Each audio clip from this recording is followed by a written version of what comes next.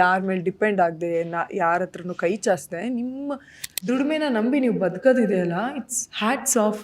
ಮನುಷ್ಯ ಚೆನ್ನಾಗಿದ್ದಾಗ ಒಂಥರ, ಅವನಿಗೆ ಕೈ ಕಾಲು ಇಲ್ಲದೆ ಇರೋವಾಗ ಇನ್ನೊಂಥರ ಅನ್ನೋದಕ್ಕೆ ಒಂದು ಉದಾಹರಣೆ ನಾನೇ. ಮನುಷ್ಯ ಒಂದ್ಸಾರಿ ಅದನ್ನ ಅಕ್ಸೆಪ್ಟ್ ಮಾಡ್ಕೊಳಕ್ಕೆ ತುಂಬ ಕಷ್ಟಪಡಬೇಕು. ಮೇನ್ ಮನುಷ್ಯನಿಗೆ ಇರೋದು ಬೆನ್ಮೂಳೆ. ಆ ಬೆನ್ಮೂಳೆ ಕಳ್ಕೊಂಡ್ರೆ ಕಂಪ್ಲೀಟ್ಲಿ ಲೈಫ್ ಗಾನ್. ಸೊ ನಂಗೆ ಅವಾಗ ಅನಿಸಿದ್ದು, ಅಯ್ಯೋ ಏನು ಬದುಕಿ ಇನ್ನೇನು ಸಾಧನೆ ಮಾಡ್ಬೇಕು ನಾನು. ಸ್ಪೈನ್ ಇಂಜುರಿ ಆಗಿರೋ ಪ್ರತಿ ಒಬ್ಬ ವ್ಯಕ್ತಿನೂ ಸೂಸೈಡ್ ಅಟೆಂಪ್ಟ್ ಮಾಡೇ ಇರ್ತಾರೆ. ಹೆಣ್ಮಕ್ಳು ಎಷ್ಟು ಇಂಡಿಪೆಂಡೆಂಟಾಗಿ ಅವ್ರ ದುಡಿಮೆನ ಮಾಡ್ಕೊಂಡು ಒಬ್ರ ಕೈ ಕೆಳಗಡೆ ಇರ್ದೇನೆ ಬದುಕ್ತಾರಲ್ಲ, ಆ ಹೆಣ್ಮಕ್ಳುಗಳು ಸಮಾಜದಲ್ಲಿ ಉತ್ತಮ ಸ್ಥಾನಕ್ಕಂತೂ ಹೋಗ್ತಾರೆ.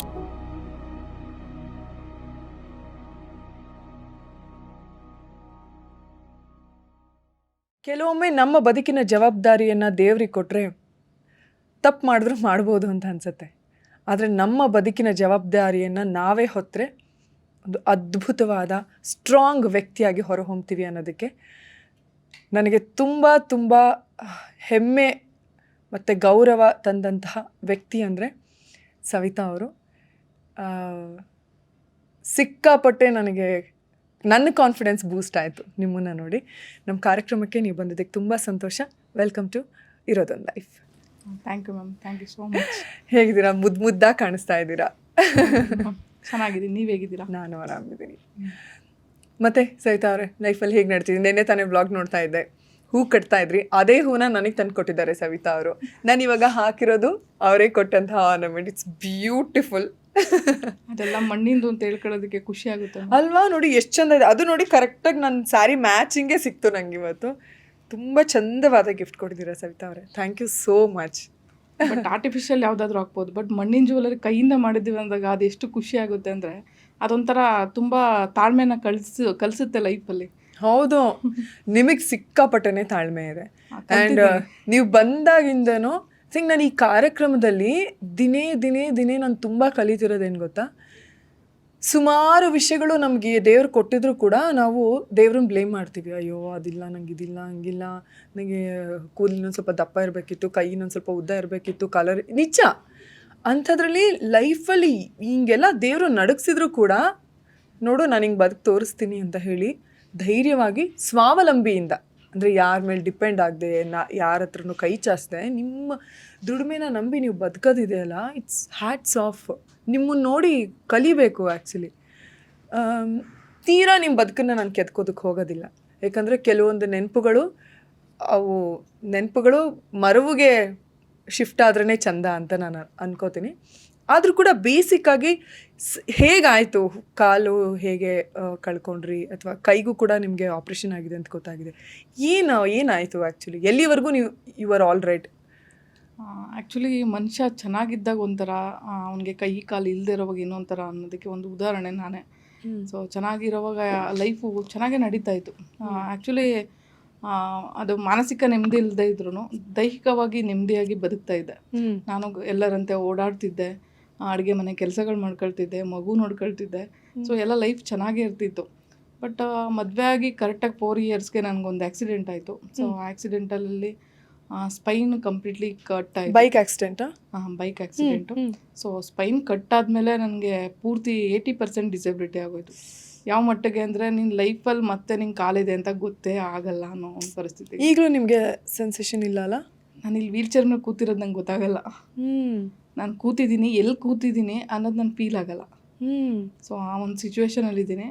ಬಟ್ ಮನುಷ್ಯ ಯಾವಾಗ ಅವ್ನ ಲೈಫ್ ಈ ಥರ ಬದಲಾಗುತ್ತೋ ಗೊತ್ತಿಲ್ಲ. ಬಟ್ ನಾನು ಹಿಂಗೆ ಇರ್ತೀನಿ ಅಂತ ಲೈಫಲ್ಲಿ ಯಾವತ್ತೂ ಯಾರು ಅಂದ್ಕೊಳ್ಳೋಕ್ಕೆ ಹೋಗ್ಬೇಡಿ. ಒಂದಲ್ಲ ಒಂದು ಟೈಮ್ ಒಂದು ಯೂಟರ್ನು ಬದಲಾಯಿಸ್ಬಿಡುತ್ತೆ ಮನುಷ್ಯ. ಹೆಂಗೆ ಆ ಸಮಯದಲ್ಲಿ ಡೆಫಿನೆಟ್ಲಿ. ಯಾಕಂದರೆ ಈಗ ಹುಟ್ಟತ್ಲೆ ಡಿಸಬಿಲಿಟಿ ಇದ್ದರೆ ಅದೊಂಥರ ಒಂದು ರೀತಿ ಮೈಂಡ್ ಫಿಕ್ಸ್ ಆಗಿರುತ್ತೆ. ನೀವು ಕೈ ಕಾಲು ಎಲ್ಲ ಚೆನ್ನಾಗಿದ್ದು ನೀವೆಲ್ಲ ಕೆಲಸಗಳನ್ನು ಮಾಡ್ಕೊಳ್ಳೋರಿಗೆ ಸಡನ್ನಾಗಿ ಹಾಗೆ ಅಂದರೆ ನೀವು ಹೆಂಗೆ ತೊಗೊಂಡ್ರಿ? ಅಫ್ಕೋರ್ಸ್ ಅದು ಈಸಿ ಅಂತೂ ಖಂಡಿತ ಆಗಿರಲ್ಲ, ಎಲ್ಲ ಘೋರವಾದ ದಿನಗಳಿರುತ್ತೆ. ಹೆಂಗೆ ಅದನ್ನು ದಾಟಿದ್ರಿ ಸವಿತಾ ಅವರೇ? ಒಂದೇಳ ಮನುಷ್ಯ ಒಂದ್ಸಾರಿ ಅದನ್ನು ಅಕ್ಸೆಪ್ಟ್ ಮಾಡ್ಕೊಳ್ಳೋಕೆ ತುಂಬ ಕಷ್ಟಪಡಬೇಕು. ಯಾಕಂದರೆ ಕೈಯೋ ಕಾಲೋ ಹೋದರೆ ನಾಳೆ ಎದ್ದು ನಡೆಯೋಷ್ಟು ಕೆಪಾಸಿಟಿ ಇರ್ತದೆ ಅವನಿಗೆ. ಬಟ್ ಅವ್ನಿಗೆ ಹೋಗಿರೋದು ಸ್ಪೈನ್. ಮೇನ್ ಮನುಷ್ಯನಿಗೆ ಇರೋದು ಬೆನ್ಮೂಳೆ. ಆ ಬೆನ್ಮೂಳೆ ಕಳ್ಕೊಂಡ್ರೆ ಕಂಪ್ಲೀಟ್ಲಿ ಲೈಫ್ ಗಾನ್. ಸೊ ಇನ್ನು ಮುಂದೆ ಜೀವನನೇ ಇಲ್ಲ ಅವನಿಗೆ. ಯಾಕಂದರೆ ಫ್ಯಾಮಿಲಿಯವ್ರು ಅಕ್ಸೆಪ್ಟ್ ಮಾಡ್ಕೊಳ್ಳಲ್ಲ. ಹೌದು, ಮೇನು ಫ್ಯಾಮಿಲಿಯವ್ರು ಅಕ್ಸೆಪ್ಟ್ ಮಾಡ್ಕೊಳ್ದಿರೋವಾಗ ನಮ್ಗೆ ಏನಾಗುತ್ತೆ ಗೊತ್ತಾ, ನಮ್ಮ ಲೈಫ್ನ ನಾವು ಅಕ್ಸೆಪ್ಟ್ ಮಾಡ್ಕೊಳ್ಳೋದಕ್ಕೆ ರೆಡಿನೇ ಇರಲ್ಲ. ಈ ಲೈಫ್ ಹಿಂಗಾಯಿತು ಮತ್ತು ಇನ್ನೇನಕ್ಕೆ ಬದುಕಬೇಕು, ಯಾಕಂದರೆ 80% ಡಿಸೆಬಿಲಿಟಿ, ಕೈಗಳಿಲ್ಲ ಅಂದರೆ ನಾವು ಊಟ ತಿನ್ನಂಗಿಲ್ಲ, ಒಂದು ವೀಲ್ ಚೇರ್ ಶಿಫ್ಟ್ ಆಗೋದಕ್ಕೂ ಆಗಲ್ಲ. So completely 4 years bedridden. So ನಂಗೆ ಅವಾಗ ಅನಿಸಿದ್ದು, ಅಯ್ಯೋ ಏನು ಬದುಕಿ ಇನ್ನೇನು ಸಾಧನೆ ಮಾಡ್ಬೇಕು ನಾನು ಅಂತ ಹೇಳಿ ಸೂಸೈಡ್ಗೆಲ್ಲ ಅಟೆಂಡ್ ಮಾಡಿದೆ. ಆಗಿದೆನಾ ಅದೆಲ್ಲ ನಿಮಗೆ, ಸೂಸೈಡ್ ಮಾಡ್ಕೋಬೇಕು? ಆಲ್ಮೋಸ್ಟ್ ಸ್ಪೈನ್ ಇಂಜುರಿ ಆಗಿರೋ ಪ್ರತಿ ಒಬ್ಬ ವ್ಯಕ್ತಿನೂ ಸೂಸೈಡ್ಗೆ ಅಟೆಂಪ್ಟ್ ಮಾಡೇ ಇರ್ತಾನೆ. ಅದು 1 ಸಾರಿ ಅಲ್ಲ, 3 ಇಂದ 4 ಸಾರಿ.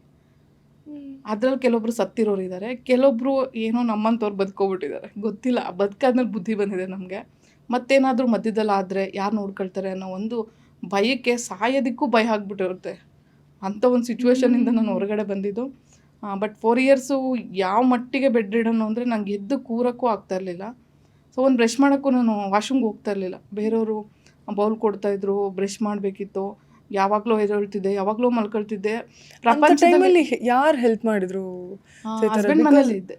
ತುಂಬ ಕಷ್ಟ ಆ ಟೈಮಲ್ಲಿ. ಅದನ್ನು ಅಕ್ಸೆಪ್ಟ್ ಮಾಡ್ಕೊಳ್ಳೋಕ್ಕೆ ಎಷ್ಟು ಕಷ್ಟಪಟ್ಟಿದ್ದೀನಿ ಅಂದರೆ, ನಾನು ಸೂಸೈಡಲ್ಲಿ ಅಟೆಂಪ್ಟ್ ಮಾಡಿದೆ ಒಂದು ಸಾರಿ. ಏನು ಮಾಡಿದೆ, ಇನ್ನು ನನ್ನನ್ನು ಯಾರು ನೋಡಬೇಕು, ಒಂದು ಹೊಸ ಬಟ್ಟೆ ಹಾಕ್ಕೊಳ್ಳೋಂಗಿಲ್ಲ, ಒಂದು ಹೂವು ಮುಡ್ಕೊಳ್ಳೋಂಗಿಲ್ಲ, ಒಂದು ಕುಂಕುಮ ಇಟ್ಕೊಳ್ಳೋಂಗಿಲ್ಲ, ಒಂದು ಓಲೆ ಹಾಕ್ಕೊಳ್ಳೋಂಗಿಲ್ಲ. ಏನಿದೆ ಜೀವನ, ಇನ್ನು ಹೊರಗಡೆ ಅಂದರೆ ಹೊಸ್ಲು ದಾಟಿ ಕೂಡ ನಾನು ಹೊರಗಡೆ ಹೋಗೋ ಪರಿಸ್ಥಿತಿಲೇ ಇಲ್ಲ. ಮುಗೀತು ನನ್ನ ಲೈಫು. ಯಾವಾಗೂ ರೂಮಲ್ಲಿ ಲಾಕ್ ಮಾಡಿಬಿಡ್ತಾಯಿದ್ರು. ಯಾರಾದರೂ ಬಂದರೆ ನನ್ನ ಪರಿಸ್ಥಿತಿ ಏನು ಅನಿಸ್ತಿತ್ತು ಅಂದರೆ, ಇನ್ನು ಬದುಕಿದ್ದು ವೇಸ್ಟ್. ಯಾಕಂದರೆ ಇಷ್ಟು ದಿನ ಬದುಕಿದ್ದು 25 ಇಯರ್ಸ್ ಬದುಕ್ತೆ, ಇಷ್ಟೇ ನನ್ನ ಜೀವನ, ಇನ್ನು ಮುಂದಕ್ಕೆ ಬದುಕೋದೆಲ್ಲ ನನ್ನ ಜೀವನ ಅಲ್ಲ ಇದು ಅಂತ ನನಗೆ ಫೀಲ್ ಆಯಿತು. ಬಟ್ ಅಕ್ಸೆಪ್ಟ್ ಮಾಡ್ಕೊಳಕ್ಕೆ ಸಿಕ್ಕಾಪಟ್ಟೆ ಕಷ್ಟ ಆಯಿತು. ಪ್ರತಿಯೊಂದು ಸಿಚುವೇಶನ್ನು ನಾನು ನಿಭಾಯಿಸೋಕ್ಕೆ ಕಷ್ಟ ಆಗ್ತಾಯಿತ್ತು ನನಗೆ. ಆವಾಗ ಅನ್ನಿಸ್ತು ನನಗೊಂದು ಸಾರಿ ಸೂಸೈಡೆಲ್ಲ ಅಟೆಂಪ್ಟ್ ಮಾಡಿ, ಅದಾದಮೇಲೆ ಒಂದು ಸಾರಿ ನನ್ನ ತಲೆ ಕೂದಲು ನಾನೇ ತೆಕ್ಕೊಬಿಟ್ಟಿದ್ದೀನಿ. ಯಾಕಂದರೆ ಅಷ್ಟು ತಿಕ್ನೆಸ್ ಇದೆ ಕೂದಲು. ಬಟ್ ಅದು ಟ್ರಿಮ್ಮರಲ್ಲಿ ತೆಗಿಯೋಕ್ಕೋದ್ರೆ ಟ್ರಿಮ್ಮರ್ ಕೆಟ್ಟೋಗ್ತು. ಆಮೇಲೆ ಬ್ಲೇಡ್ ತರಿಸಿ ತೆಗೆದು ಅದು ಯಾವ ಮಟ್ಟಿಗೆ ಅಂದರೆ ಯಾವ ಥರ ಡಿಪ್ರೆಷನ್ಗೆ ಹೋಗಿದ್ದು ನನಗೆ ಗೊತ್ತಿಲ್ಲ. ನನ್ನ ಮಗುನೂ ನನ್ನ ಹತ್ರ ಸೇರಿಸ್ಕೋತಾ ಇರಲಿಲ್ಲ. ರಾತ್ರಿ ಹೊತ್ತು ನಿದ್ದೆ ಮಾಡ್ತಾ ಇರಲಿಲ್ಲ. ಬೆಳಗ್ಗೆ ಹೊತ್ತು ಯಾವಾಗಲೂ ನಿದ್ದೆ ಮಾಡ್ತಿದ್ದೆ. ನನ್ನ ರೂಮ್ಗೆ ಯಾರಾದರೂ ಬಂದರೆ ಅದು ನಿದ್ದೆ ಮಾಡ್ತಿರ್ಲಿಲ್ಲ. ಹಗಲೊತ್ತು ಯಾರು ಸೌಂಡ್ ಮಾಡೋಂಗೆ ಇರ್ತಿರ್ಲಿಲ್ಲ. ಆ ಒಂದು ಸಿಚುವೇಶನ್ ಇದೆಯಲ್ಲ, ಅದು ಡಿಪ್ರೆಷನ್ ಲೆವೆಲ್ಲು. ಮನುಷ್ಯನಿಗೆ ಏನು ಬಂದರೂ ತಡ್ಕೊಬೋದಂತೆ, ಡಿಪ್ರೆಷನ್ ಬಂದಾಗ ಮಾತ್ರ ತಡೆಯೋಕ್ಕಾಗಲ್ಲ. ಆ ಟೈಮಲ್ಲಿ ಅವ್ನು ಸತ್ತೋಗ್ತಾನೆ. ಹೌದು ಹೌದು. ಒಂದು ಆಯ ತಪ್ಪಿತು ಅಂದರೆ ಆ ಟೈಮಲ್ಲಿ ಅವನು ಒಂದು ಹೆಚ್ಚು ಕಮ್ಮಿ ಮಾಡ್ಕೊಂಡು ಸತ್ತೋಗ್ತಾರೆ ಅವ್ರು ಇರೋದು. ಬಟ್ ಆ ಲೆವೆಲ್ನ ಮೀರೋದಕ್ಕೆ ಸಿಕ್ಕಾಪಟ್ಟೆ ಕಷ್ಟ ಆಯಿತು ನನಗೆ. ಬಟ್ ನಾನು ಆವಾಗ ಒಂದು ಯೂಟ್ಯೂಬ್ ಚಾನಲ್ ಮಾಡಿದೆ ನಾನು. ಯಾವುದು ಅಂದರೆ craft channel. Best out of waste ಎಲ್ಲ ತರ್ತಾ ಇದೆ. ನನ್ನ ಮೈಂಡ್ನ ಡೈವರ್ಟ್ ಮಾಡ್ಕೋಬೇಕಾಗಿತ್ತು ನಾನು. ಯಾಕಂದರೆ ಸೂಸೈಡೆಲ್ಲ ಅಟೆಂಪ್ಟ್ ಮಾಡಿದೆ, ಬಟ್ ನಾನು ಬದುಕಿದ್ದೀನಿ. ಬದುಕಿದ್ದಾಗ ಏನಾದರೂ ಮಾಡಬೇಕಲ್ಲ, ನನಗೆ ಸುಮ್ಮನೆ ಮಲಗಿರೋಕ್ಕಾಗಲ್ಲ. ಯಾಕಂದರೆ ನಾನು ಹಳ್ಳಿಲಿ ಹುಟ್ಟಿ ಬೆಳೆದಿರೋಳು. ಸೊ ಪ್ರತಿಯೊಂದು ಕೆಲಸನೂ ಮಾಡಿದ್ದೀನಿ. ನಾನು ಗೇರ್ ಗಾಡಿ ಬೈಕೆಲ್ಲ ಓಡಿಸಿರುವಂಥವಳು.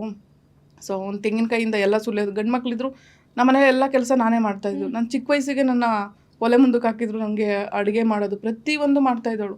15ರಿಂದ 20 ಜನಕ್ಕೆ ನಾನು ಅಡುಗೆ ಮಾಡಿ ಊಟ ಬಡಿಸ್ತಾ ಇದ್ದವಳು. ಆ ಕೆಲ್ಸಕ್ಕೆ ಬರ್ತಾಯಿದ್ರು ಆಳುಗಳೆಲ್ಲ, ರಾಗಿ ಹೊಲ ಕುಯ್ಯೋದಕ್ಕೆ, ಹೂವು ಬಿಡಿಸೋದಕ್ಕೆ, ಎಲ್ಲದಕ್ಕೂ ಬರ್ತಾಯಿದ್ರು. ಸೊ ಇಷ್ಟೆಲ್ಲ ಮಾಡಿದವಳು ಸಡನ್ಲಿ ಹೋಗಿ ಒಂದು ರೂಮಲ್ಲಿ ಲಾಕ್ ಆಗ್ತೀನಿ ಅಂದಾಗ ಮುಗೀತು ಲೈಫು. ಯಾವ ಮಟ್ಟಿಗೆ ಅಂದರೆ ಯಾರೂ ನನ್ನನ್ನು ಬಂದು ಮಾತಾಡ್ಸಲ್ಲ. ಏನು ಅನಿಸುತ್ತೆ ಅಂದರೆ, ಇದ್ದು ಬದುಕಿದ್ದು ವೇಸ್ಟ್. ಯಾಕಂದರೆ ತವ್ರ ಮನೆ ಕಡೆ ಅಮ್ಮ ಇಲ್ಲ, ಹಸ್ಬೆಂಡ್ ಮನೆ ಕಡೆ ಹಸ್ಬೆಂಡು ನನ್ನ ಹತ್ರ ಮಾತಾಡ್ತಿರ್ಲಿಲ್ಲ. ಆಕ್ಸಿಡೆಂಟ್ ಆಫ್ಟರು ಮುಂಚೆನೂ ಹಂಗೆ ಇರ್ತಿತ್ತು. ಬಟ್ ಆಫ್ಟರ್ ಅಂತೂ ಸಿಕ್ಕಾಪಟ್ಟೆ ಕಷ್ಟ ಆಯಿತು. ಮಗು ಜೊತೆ ಮಾತಾಡೋದೇನೆಂದರೆ, ಬದುಕಿನ ಕೆಟ್ಟ ಸಂದರ್ಭಗಳಲ್ಲೇ ನಮ್ಮನ್ನು ನಿಜವಾಗ್ಲೂ ಪ್ರೀತಿ ಮಾಡೋರು ಯಾರು ಅಂತ ಗೊತ್ತಾಗೋದು. ಅದಕ್ಕೆ ನನಗೆ ಅರಿವಾಯಿತು ಮ್ಯಾಮ್. ಆವತ್ತೇ ನನಗೆ ಅರಿವಾಯಿತು. ನಾನು ಯಾವತ್ತು ರೋಡಲ್ಲಿ ಬಿದ್ದನಲ್ಲ ಆವತ್ತು ನನಗೆ ಗೊತ್ತಾಯಿತು ನನ್ನವ್ರು ಯಾರು, ನಾನು ಯಾರಿಗೋಸ್ಕರ ಬದುಕ್ತಾ ಇದ್ದೀನಿ ಅಂತ. ಅಲ್ಲಿವರೆಗೂ ಬೇರೆಯವ್ರಿಗೋಸ್ಕರ ಬದುಕ್ತಾ ಇದ್ದೆ. ಆಮೇಲೆ ಅನ್ನಿಸ್ತು, ಇನ್ನು ಮುಂದೆ ಬದುಕಿದ್ರು ವೇಸ್ಟು, ಅಕಸ್ಮಾತ್ ಬದುಕಿದ್ರು ನನಗೋಸ್ಕರ ನಾನು ಬದುಕಬೇಕು ಅಂತ ಅವತ್ತು ನನಗೆ ಅರಿವಾಯಿತು ಮ್ಯಾಮ್. ಸತ್ಯವಾದ ಮಾತು. ಆ್ಯಂಡ್ ವಾಟ್ ಎವರ್ ನಿಮ್ಮ ಪಾಸ್ಟಲ್ಲಿ ನೀವು ಜೀವ ಬಿಡೋ ಅಂತಹ ಪ್ರಯತ್ನಗಳು ಮಾಡಿದರೂ ಕೂಡ you came back so strong. ಈ ಫೀನಿಕ್ಸ್ ಹಕ್ಕಿ ಅಂತಾರೆ ಗೊತ್ತಾ, ಇನ್ನೇನು ಸಾಯ್ತು ಬೂದಿ ಆಯಿತು ಅಂದರೆ ಬೂದಿಯಿಂದ ಎದ್ದೇಳುತ್ತಂತೆ. ನನಗೆ ನಿಮ್ಮ ಜರ್ನಿ ಮತ್ತು ನಾನು ನಿಮ್ಮನಿಗೆ ಮಾತಾಡ್ಸ್ತಿರೋದು ಅಷ್ಟೇ ಅಲ್ಲ, ನಿಮ್ಮ ಬಗ್ಗೆ ಬೇರೆ ಬೇರೆ ಇಂಟರ್ವ್ಯೂಸ್ ನೋಡಿದ್ದೀನಿ, ನಿಮ್ಮ ಬಗ್ಗೆ ಓದಿದ್ದೀನಿ, ನಿಮ್ಮ ಯೂಟ್ಯೂಬ್ ಚಾನಲ್ ಸಬ್ಸ್ಕ್ರೈಬರ್ ಕೂಡ ನಾನು. Thank you. ಹಾಗಾಗಿ ನಂಗೆ ಗೊತ್ತು ನೀವು ದಿನನಿತ್ಯ ಒಂದು ಅಡುಗೆ ಮಾಡೋಕ್ಕೆ ಸ್ಟ್ರಗಲ್ ಮಾಡ್ತಿದ್ದೀರಾ. ಯೂಶಲಿ ವುಮೆನ್ಸ್ ಪ್ರಾಬ್ಲಮ್ ಇರುತ್ತೆ, ಅಂಥ ಟೈಮಲ್ಲಿ ಕೂಡ ನೀವು ಹೆಂಗೆ ಅದನ್ನು ನಿಭಾಯಿಸ್ತೀರಾ, ಎಲ್ಲದೂ ಅದ್ಭುತವಾದ ತುಂಬ ಮೆಚ್ಯೂರಿಟಿಯಿಂದ ಮಾತಾಡ್ತೀರಾ. ಈ ಸ್ಟ್ರೆಂತ್ ಹೆಂಗೆ ತಂದ್ಕೊಂಡ್ರಿ ಅಂತ ಸವಿತಾ ಅವರೇ? ಯಾಕಂದರೆ ಈಗ ನಮ್ಗೆ ಚಿಕ್ಕದು ಈಗ ಬರೀ ನನ್ನ ಗಂಡ ಏನೋ ಅಂದ ಅನ್ನೋದನ್ನು ತಡ್ಕೊಳ್ಳೋದಕ್ಕಾಗಲ್ಲ ಹೆಣ್ಮಕ್ಳಿಗೆ, ಅಥವಾ ನನಗೇನೋ ಒಂದು ಕನಸಿದೆ ಅದನ್ನು ಆ ಕೆಲಸ ಮಾಡೋಕ್ಕೆ ಆಗ್ತಿಲ್ಲ ಅನ್ನೋದು ತಡ್ಕೊಳ್ಳೋದಕ್ಕಾಗಲ್ಲ. ಈಗಿನ ಟೀನೇಜರ್ಸ್ಗೆ ಯಾವುದೋ ಒಂದು ಲವ್ ಬ್ರೇಕಪ್ ಆಯಿತು ಅನ್ನೋದನ್ನು ತಡ್ಕೊಳ್ಳೋದಕ್ಕಾಗಲ್ಲ. ಸಿಲ್ಲಿ ಲೈಕ್ ತುಂಬ ತುಚ್ಛವಾದ ಕಾರಣಗಳಿಗೆ ಅಯ್ಯೋ ನನ್ನ ಲೈಫೇ ಚೆನ್ನಾಗಿಲ್ಲ, ನಾನು ಎಷ್ಟು ಸ್ಟ್ರಗಲ್ ಮಾಡ್ತಿದ್ದೀನಿ ಅಂತ ಹೇಳ್ಕೊಳ್ಳೋಂಥ ಕಾಲ. ಸೊ ನೀವು ಹೆಂಗೆ ಆ ಸ್ಟ್ರೆಂತ್ನ ವಾಪಸ್ ತಂದ್ಕೊಂಡ್ರಿ ಅಂತ? ಆ್ಯಕ್ಚುಲಿ ನೀವು ಎಲ್ಲ ಹೇಳಿದ್ರಲ್ಲ, ಇದೆಲ್ಲ ನಾವು ಒಂದು ಏಜಲ್ಲಿ ಮಾಡ್ಕೊಂಡು ಬಂದಿರೋರೆ. ಹೌದು. ಬಟ್ ಮಾಡ್ಕೊಂಡು ಬರೋ ಟೈಮಲ್ಲಿ ಭಗವಂತ ಏನು ಮಾಡಿದ್ದಾನೆ ಅಂದರೆ, ಇದೆಲ್ಲ ಅನುಭವಿಸಿದ್ರೆ ನಿನ್ಗೊಂದು ಒಳ್ಳೇದಿದೆ ಮುಂದೆ ಅಂತ ಅವನು ನಮ್ಮ ಪ್ರಾಣಾಪಾಯದಿಂದ ಕಾಪಾಡಿದ್ದಾನೆ. ಸೊ ಆವಾಗ ನಂಗೆ ಗೊತ್ತಾಗಲಿಲ್ಲ, ಅಯ್ಯೋ ನನಗಿನ್ನೂ ಯಾಕೆ ನೋವು ಕೊಡೋದಕ್ಕೆ ಬದುಕಿಸಿದ್ಯಪ್ಪ ಅಂತ ನಾನು ದೇವ್ರನ್ನ ಬೈಕೊಂಡಿರೋದು ಉಂಟು. ಬಟ್ ಬದುಕಿಸಿರೋದು ಒಂದು ಒಳ್ಳೆ ಕಾರ್ಯಕ್ಕೆ ಅಂತ ನಂಗೆ ಗೊತ್ತಿರಲಿಲ್ಲ. ಬಟ್ ಇವತ್ತು ನೋಡಿ, ನಾನು ಚೆನ್ನಾಗಿದ್ದಾಗ ಟಿಕ್ಟಾಕಲ್ಲಿ ಎಲ್ಲೋ ಒಂದು ವೀಡಿಯೋ ಮಾಡ್ತಿದ್ದೆ, ಬಟ್ ಯಾರೂ ನೋಡ್ತಾ ಇರಲಿಲ್ಲ. ಇವತ್ತು ನೋಡಿ ಒಂದಷ್ಟು ಚೆನ್ನಾಗಿ ಗುರುತಿಸ್ತಾರೆ ಅಂದರೆ ಅದು ಸೋಷಿಯಲ್ ಮೀಡಿಯಾ. ಅದನ್ನು ಒಳ್ಳೆ ರೀತಿಲಿ ಬಳಸ್ಕೊಂಡಿದ್ದೀನಿ. ಹೌದು. ಬಟ್ ಕಮ್ ಬ್ಯಾಕ್ ಆಗೋದಕ್ಕೆ ತುಂಬ ಕಷ್ಟಪಟ್ಟಿದ್ದೀನಿ. ಚಿಕ್ಕ ವಿಷಯಗಳಿಗೆಲ್ಲ ಸೂಸೈಡ್ ಮಾಡ್ಕೋಬೋದು, ಮಾಡ್ಕೊಳ್ಳೋದಕ್ಕೇನಿಲ್ಲ. ಏನು ಸೂಸೈಡ್ ಮಾಡ್ಕೊಳ್ಳೋದೇನು 5 ನಿಮಿಷದ ಕೆಲಸ. ಹೌದು. ಬಟ್ ಅದನ್ನು ಎದುರಿಸಿ ಬದುಕ್ತೀವಲ್ಲ, ಅದು ಗಟ್ಸ್ ಬೇಕು, ಅದಕ್ಕೆ ಗಟ್ಟಿತನ ಬೇಕು. ಆ್ಯಂಡ್ ನಮ್ಮ ಬಗ್ಗೆ ನಮ್ಗೆ ಅಷ್ಟು ನಂಬಿಕೆ ಇರಬೇಕು. ನಾನು ಏನಾದರೂ ನಾನು ತೋರಿಸ್ತೀನಿ, ನಾನು ಬದುಕ್ತೀನಿ ಅಂತ. ಅದು ನೀವು ಹೇಳಿದ್ರಲ್ಲ, ಐ ಥಿಂಕ್ ನೀವು ಸೆಲ್ಫ್ ಲವ್ ಮಾಡೋದಕ್ಕೆ ಸ್ಟಾರ್ಟ್ ಮಾಡಿದ್ರಿ ಅನ್ಸುತ್ತೆ. ನಿಮ್ಮನ್ನ ನೀವು ಪ್ರೀತಿಸ್ಕೊಳ್ಳೋದಕ್ಕೆ ಶುರು ಮಾಡಿದ್ರಿ ಅನ್ಸುತ್ತೆ. ಇವತ್ತೆಷ್ಟೋ ಜನ ಹೇಳ್ತಾರೆ ನನಗೆ, ಸಬ್ಸ್ಕ್ರೈಬರು, ಇವತ್ತೇ ಸಾಯ್ಬೇಕು ಅಂತ ಡಿಸೈಡ್ ಆಗಿದ್ದವಳು ನಾನು. ಎಷ್ಟೋ ಜನ ಜೆಂಟ್ಸು ಕೂಡ ಮಾತಾಡಿದ್ದಾರೆ ನನ್ನ ಹತ್ರ, ಇವತ್ತೇ ಸಾಯ್ಬೇಕು, ನಾಳೆನೇ ಸಾಯ್ಬೇಕು ಅಂತ ನಾನು ಡೇಟ್ ಫಿಕ್ಸ್ ಮಾಡ್ಕೊಂಡಿದ್ದವರು. ಏನೋ ಗೊತ್ತಿಲ್ಲ, ಅಕಸ್ಮಾತಾಗಿ ನಿಮ್ಮ ವಿಡಿಯೋ ಸಿಕ್ತು, ಅದು ಹೆಂಗೆ ಸಿಕ್ತೋ ಗೊತ್ತಿಲ್ಲ, ನಿಮ್ಮಿಂದ ಇವತ್ತು ಬದುಕಿದ್ದೀನಿ ಅಂತ. ನಾನು ಅವ್ರಿಗೇನಾದ್ರು ಕೊಟ್ಟಿದ್ದ? ಮೈಕ ಎಲ್ಲ ಜುಮ್ ಅಂತು. ನಾನು ಅವ್ರಿಗೇನು ಹೇಳಿಲ್ಲ, ಜಸ್ಟ್ ನನ್ನ ವಿಡಿಯೋ ನೋಡಿದ್ದಾರೆ. ನಾನೊಬ್ಳು ವೀಲ್ಚೇರಲ್ಲಿ ಬದುಕ್ತಾ ಇದ್ದೀನಿ ಅಂತ ನೋಡಿದ್ದಾರೆ ಅಷ್ಟೇ, ಇನ್ನೇನು ನೋಡಿಲ್ಲ ಅವರು. ಹೌದು. ಹಿಂದೆ ವಿಷಯಗಳು ಗೊತ್ತಿಲ್ಲ, ಮುಂದೆ ವಿಷಯನೂ ಗೊತ್ತಿಲ್ಲ ಅವ್ರಿಗೆ. ಜಸ್ಟ್ ಒಂದು ವಿಡಿಯೋ ನೋಡಿ ಪೂರ್ತಿ ರಾತ್ರಿ ಎಲ್ಲ ನೋಡಿದಾರಂತ ನನ್ನ ವೀಡಿಯೋಗಳನ್ನ ನೋಡಿ ನೋಡಿ ನೋಡಿ ಅವ್ರ ಮೈಂಡ್ ಸ್ಟ್ರಾಂಗ್ನೆಸ್ ಬಂದ್ಬಿಟ್ಟಿದೆ. ಅವ್ರು ಹೇಳ್ತಾರೆ, ಮೇಡಮ್ ನಿಮ್ಮಿಂದ ನಾನು ಬದುಕಿದ್ದೀನಿ ಇವತ್ತು, ನಿಮ್ಮ ಕಾಲು ಸ್ಪರ್ಶ ಮಾಡಬೇಕು, ಕಾಲು ಮುಗಿ. ನಾನು ಹೇಳಿದೆ, ಅಷ್ಟೊಂದು ದೊಡ್ಡೋಳಲ್ಲ ನಾನು, ದಯವಿಟ್ಟು ನಾನು ವೀಡಿಯೋ ನೋಡಿದಲ್ಲ ಅದೊಂದು ಸಪೋರ್ಟ್ ಮಾಡಿ, ಯೂಟ್ಯೂಬಿಂದ ನನಗೂ ಸ್ವಲ್ಪ ಅರ್ನಿಂಗ್ ಸಿಗುತ್ತೆ ಅದರಿಂದ. ನೀವು ಮಾಡೋದು ಜಸ್ಟ್ ನಾನೇನು ದುಡ್ಡು ಕೊಟ್ಟಿಲ್ಲ, ಏನೂ ಇಲ್ಲ, ಜಸ್ಟ್ ಒಂದು ವೀಡಿಯೋ ನೋಡಿದ್ದೀರಾ, ಅದಕ್ಕೆ ನನಗೂ ಖುಷಿ ಆಯಿತು. ನನ್ನ ವೀಡಿಯೋಯಿಂದ ಏನೋ ಒಂದು ಮೋಟಿವೇಟ್ ಆಯ್ತಲ್ಲ, ಅದರಿಂದ ನಂಗೆ ಖುಷಿ ಆಯಿತು ಅಂತ ಹೇಳ್ತೀನಿ ಅವ್ರಿಗೆ. ಈಗ ಸುಮಾರು ಸೋಷಿಯಲ್ ಮೀಡ್ಯಾದಲ್ಲಿ ಟೆಕ್ನಿಕ್ಸ್ ಅಂತ ಮಾತಾಡ್ತೀವಿ. ಅಂದರೆ ನಮ್ಮನ್ನು ನಾವು ಹತೋಟಿಗೆ ತಂದ್ಕೊಳ್ಳೋದು ಅಥವಾ ಸೆಲ್ಫ್ ಲವ್ಗೆ ಕೆಲವೊಂದು ಟೆಕ್ನಿಕ್ಸ್ ಅಂತ ಬರುತ್ತೆ. ಸೈಕಾಲಜಿಕಲ್ ಟರ್ಮಲ್ಲಿ ಟೆಕ್ನಿಕ್ಸ್ ಅಂತ ಹೇಳ್ತೀವಿ. ಅದು ನಮ್ಮ ಕಣ್ಣು ಮುಚ್ಕೊಂಡು ನಮಗೆ ನಾವೇ ಮಾತಾಡ್ಕೊಳ್ಳೋದಾಗಿರ್ಬೋದು, ಅಥವಾ ನಮಗೆ ನಾವೇ ಹುರಿದುಂಬಿಸ್ಕೊಳ್ಳೋದಾಗಿರ್ಬೋದು, ಅಥವಾ ಇನ್ನೂ ಕೆಲವೊಂದು ಟೆಕ್ನಿಕ್ಗಳೆಲ್ಲ ಬರುತ್ತೆ. ನೀವು ಯಾವುದಾದ್ರೂ ಆ ಥರ ಆ ಟೈಮಲ್ಲಿ ಯೂಸ್ ಮಾಡಿದ್ರಾ? ಅಂದರೆ ಈಗ ಪೂರ್ತಿ ನಾನು ಮುಳುಗೋಗಿದ್ದೀನಿ ಅಂತ ಗೊತ್ತು, ಅದರಿಂದ ಹೊರಗೆ ಬರೋದಕ್ಕೆ ಏನಾದ್ರು ಒಂದು ದಾರಿ ಇರುತ್ತೆ. ಇಲ್ಲ ದೇವ್ರ ಮೊರೆ ಹೋಗ್ತೀವಿ, ಏನಾದರೂ ಒಂದು ಮಾಡ್ತೀವಿ. ನೀವು ಏನು ದಾರಿ ಹುಡುಕೊಂಡ್ರಿ ಅಂತ ಅವಾಗ? ಅಥವಾ ಗೊತ್ತಿಲ್ಲದೆ ದಿನ ಕಳೀತಾ ನಿಮಗೆ ಗೊತ್ತಿಲ್ಲದೆ ನೀವೇ ಸ್ಟ್ರಾಂಗ್ ಆಗ್ಬಿಟ್ರಾ? ಹಂಗೆ ಆಗಿದ್ದು ಮ್ಯಾಮ್. ನಾನು ಫಸ್ಟ್ ಮೈಂಡಲ್ಲಿ ಅಂದ್ಕೊಳ್ತಾ ಇದ್ದೆ, ನನಗೇನಾದ್ರು ಒಂದು ಪ್ರಾಬ್ಲಮ್ ಬಂತು ಅಂದರೆ ನೈಟಲ್ಲೇ ಯೋಚನೆ ಮಾಡ್ತಾ ಇದ್ದೆ, ಇದರಿಂದ ಹೊರಗಡೆ ಬರೋದು ಹೇಗೆ ಅಂತ. ಅವತ್ತು ನೈಟ್ ನಿದ್ದೆ ಮಾಡ್ತಾ ಇರಲಿಲ್ಲ ನಾನು. ನಿದ್ದೆ ಮಾಡದೆ ಈ ಮಾರ್ಗ ಚೂಸ್ ಮಾಡ್ಕೊಂಡ್ರೆ ಅದು ಒಳ್ಳೇದಾಗ್ಬೋದಾ, ಕೆಟ್ಟದಂತೂ ಚೂಸ್ ಮಾಡ್ಕೊಳಕ್ಕಾಗಲ್ಲ, ಯಾಕಂದ್ರೆ ನಾನು ಸಾಯಕ್ಕೆ ರೆಡಿ ಇಲ್ಲ ಇವಾಗ. ನನ್ನ ಮೈಂಡ್ ಸ್ಟ್ರಾಂಗ್ ಆಗ್ಬಿಟ್ಟಿದೆ, ಇವಾಗ ಸಾಯಕ್ಕೆ ಹೋದ್ರೂ ಭಯ ಆಗುತ್ತೆ ನನಗೆ. ಹಂಗಾಗಿ ನನ್ನ ಮೈಂಡ್ ಸ್ಟ್ರಾಂಗ್ ಇರ್ಬೇಕಾದ್ರೆ ನಾನು ಯಾವ ಮಾರ್ಗದಲ್ಲಿ ಹೋದ್ರೆ ಒಳ್ಳೆ ರೀತಿಲಿ ನಾನು ಮುಂದೆ ಬರ್ತೀನಿ, ಸೊ ಈ ಪ್ರಾಬ್ಲಮಿಂದ ತಪ್ಪಿಸ್ಕೊಳ್ತೀನಿ ಅನ್ನೋದು. ಮತ್ತೆ ನಾವು ನೀತಿವಂತರಾಗಿದ್ದರೆ ನಾವು ಯಾವುದಕ್ಕೂ ಎದುರೋಂಗಿಲ್ಲ. ಯಾವ್ದಾದ್ರು ತಪ್ಪು ಮಾಡಿದ್ರೆ ಎದುರಬೇಕು, ತಪ್ಪು ಮಾಡದೇ ಇದ್ದಾಗ ಎದುರ್ಕೊಳ್ಳೋ ಅವಶ್ಯಕತೆನೇ ಬರೋಲ್ಲ ನಮಗೆ. ಹಂಗಾಗಿ ದಿನೇ ನನ್ನನ್ನು ನಾನು ನಂಬ್ತಾ ಬಂದೆ. ಆಮೇಲೆ ರಾಯರನ್ನ ನಂಬಿದ್ದೀನಿ ನಾನು. ಅವ್ರ ಲೈಫಿಗೆ ಬಂದಾದ್ಮೇಲೆ ನನ್ನ ಲೈಫು ಯಾವ ಮಟ್ಟಕ್ಕೆ ಬದಲಾಗಿದೆ ಅಂದರೆ, ಇವತ್ತು ನನ್ನವರಂತ ಹೇಳ್ಕೊಳಕ್ಕೆ ಯಾರೂ ಇಲ್ಲ. ಎಲ್ಲೋ ಒಂದು ಸ್ಟೇಜ್ ಮೇಲೆ ನಿಂತರೂ ಕೂಡ ನನಗೆ ಬ್ಯಾಕ್ ಸೈಡ್ ನೋಡೋವಾಗ ನಂಗೆ ಯಾರೂ ಇಲ್ಲ. ಬಟ್ ಅನ್ಸೋದು ಹೆಂಗೆ ಗೊತ್ತಾ, ಫ್ಯಾಮಿಲಿ ಆಗಿದ್ರೆ ನಿಮಗೆ 4-5 ಜನ ಇರ್ತಿದ್ರು. ಇವಾಗ ಇಷ್ಟು ಕೋಟಿ ಕನ್ನಡಿಗರು ನನ್ನನ್ನು ಸೇರಿಸಿ ನಿಮ್ಮೊಟ್ಟಿಗೆ ಯಾವಾಗಲೂ ಇರ್ತೀವಿ ಸರ್ತಾರ್. Thank you. ಹೆಂಗೆಲ್ಲ ಪುಟ್ಟದಾಗೆ ಬದಲಾವಣೆ ಆಗಿರುತ್ತೆ ಡೆಫಿನೆಟ್ಲಿ. ಅಂದರೆ ಸಡನ್ನಾಗಿ ಒಂದೇ ಸಲ ಶಿಫ್ಟ್ ಅಂತೂ ಆಗಿರೋದಿಲ್ಲ. ಈಗ ನೀವೊಂದು ಮನೇಲಿದ್ದೀರಾ, ನಿಮ್ಮದೇ ಒಂದು ಪುಟ್ಟ ಗೂಡು ಮಾಡ್ಕೊಂಡಿದ್ದೀರಾ, ಬದುಕ್ತಾ ಇದ್ದೀರಾ.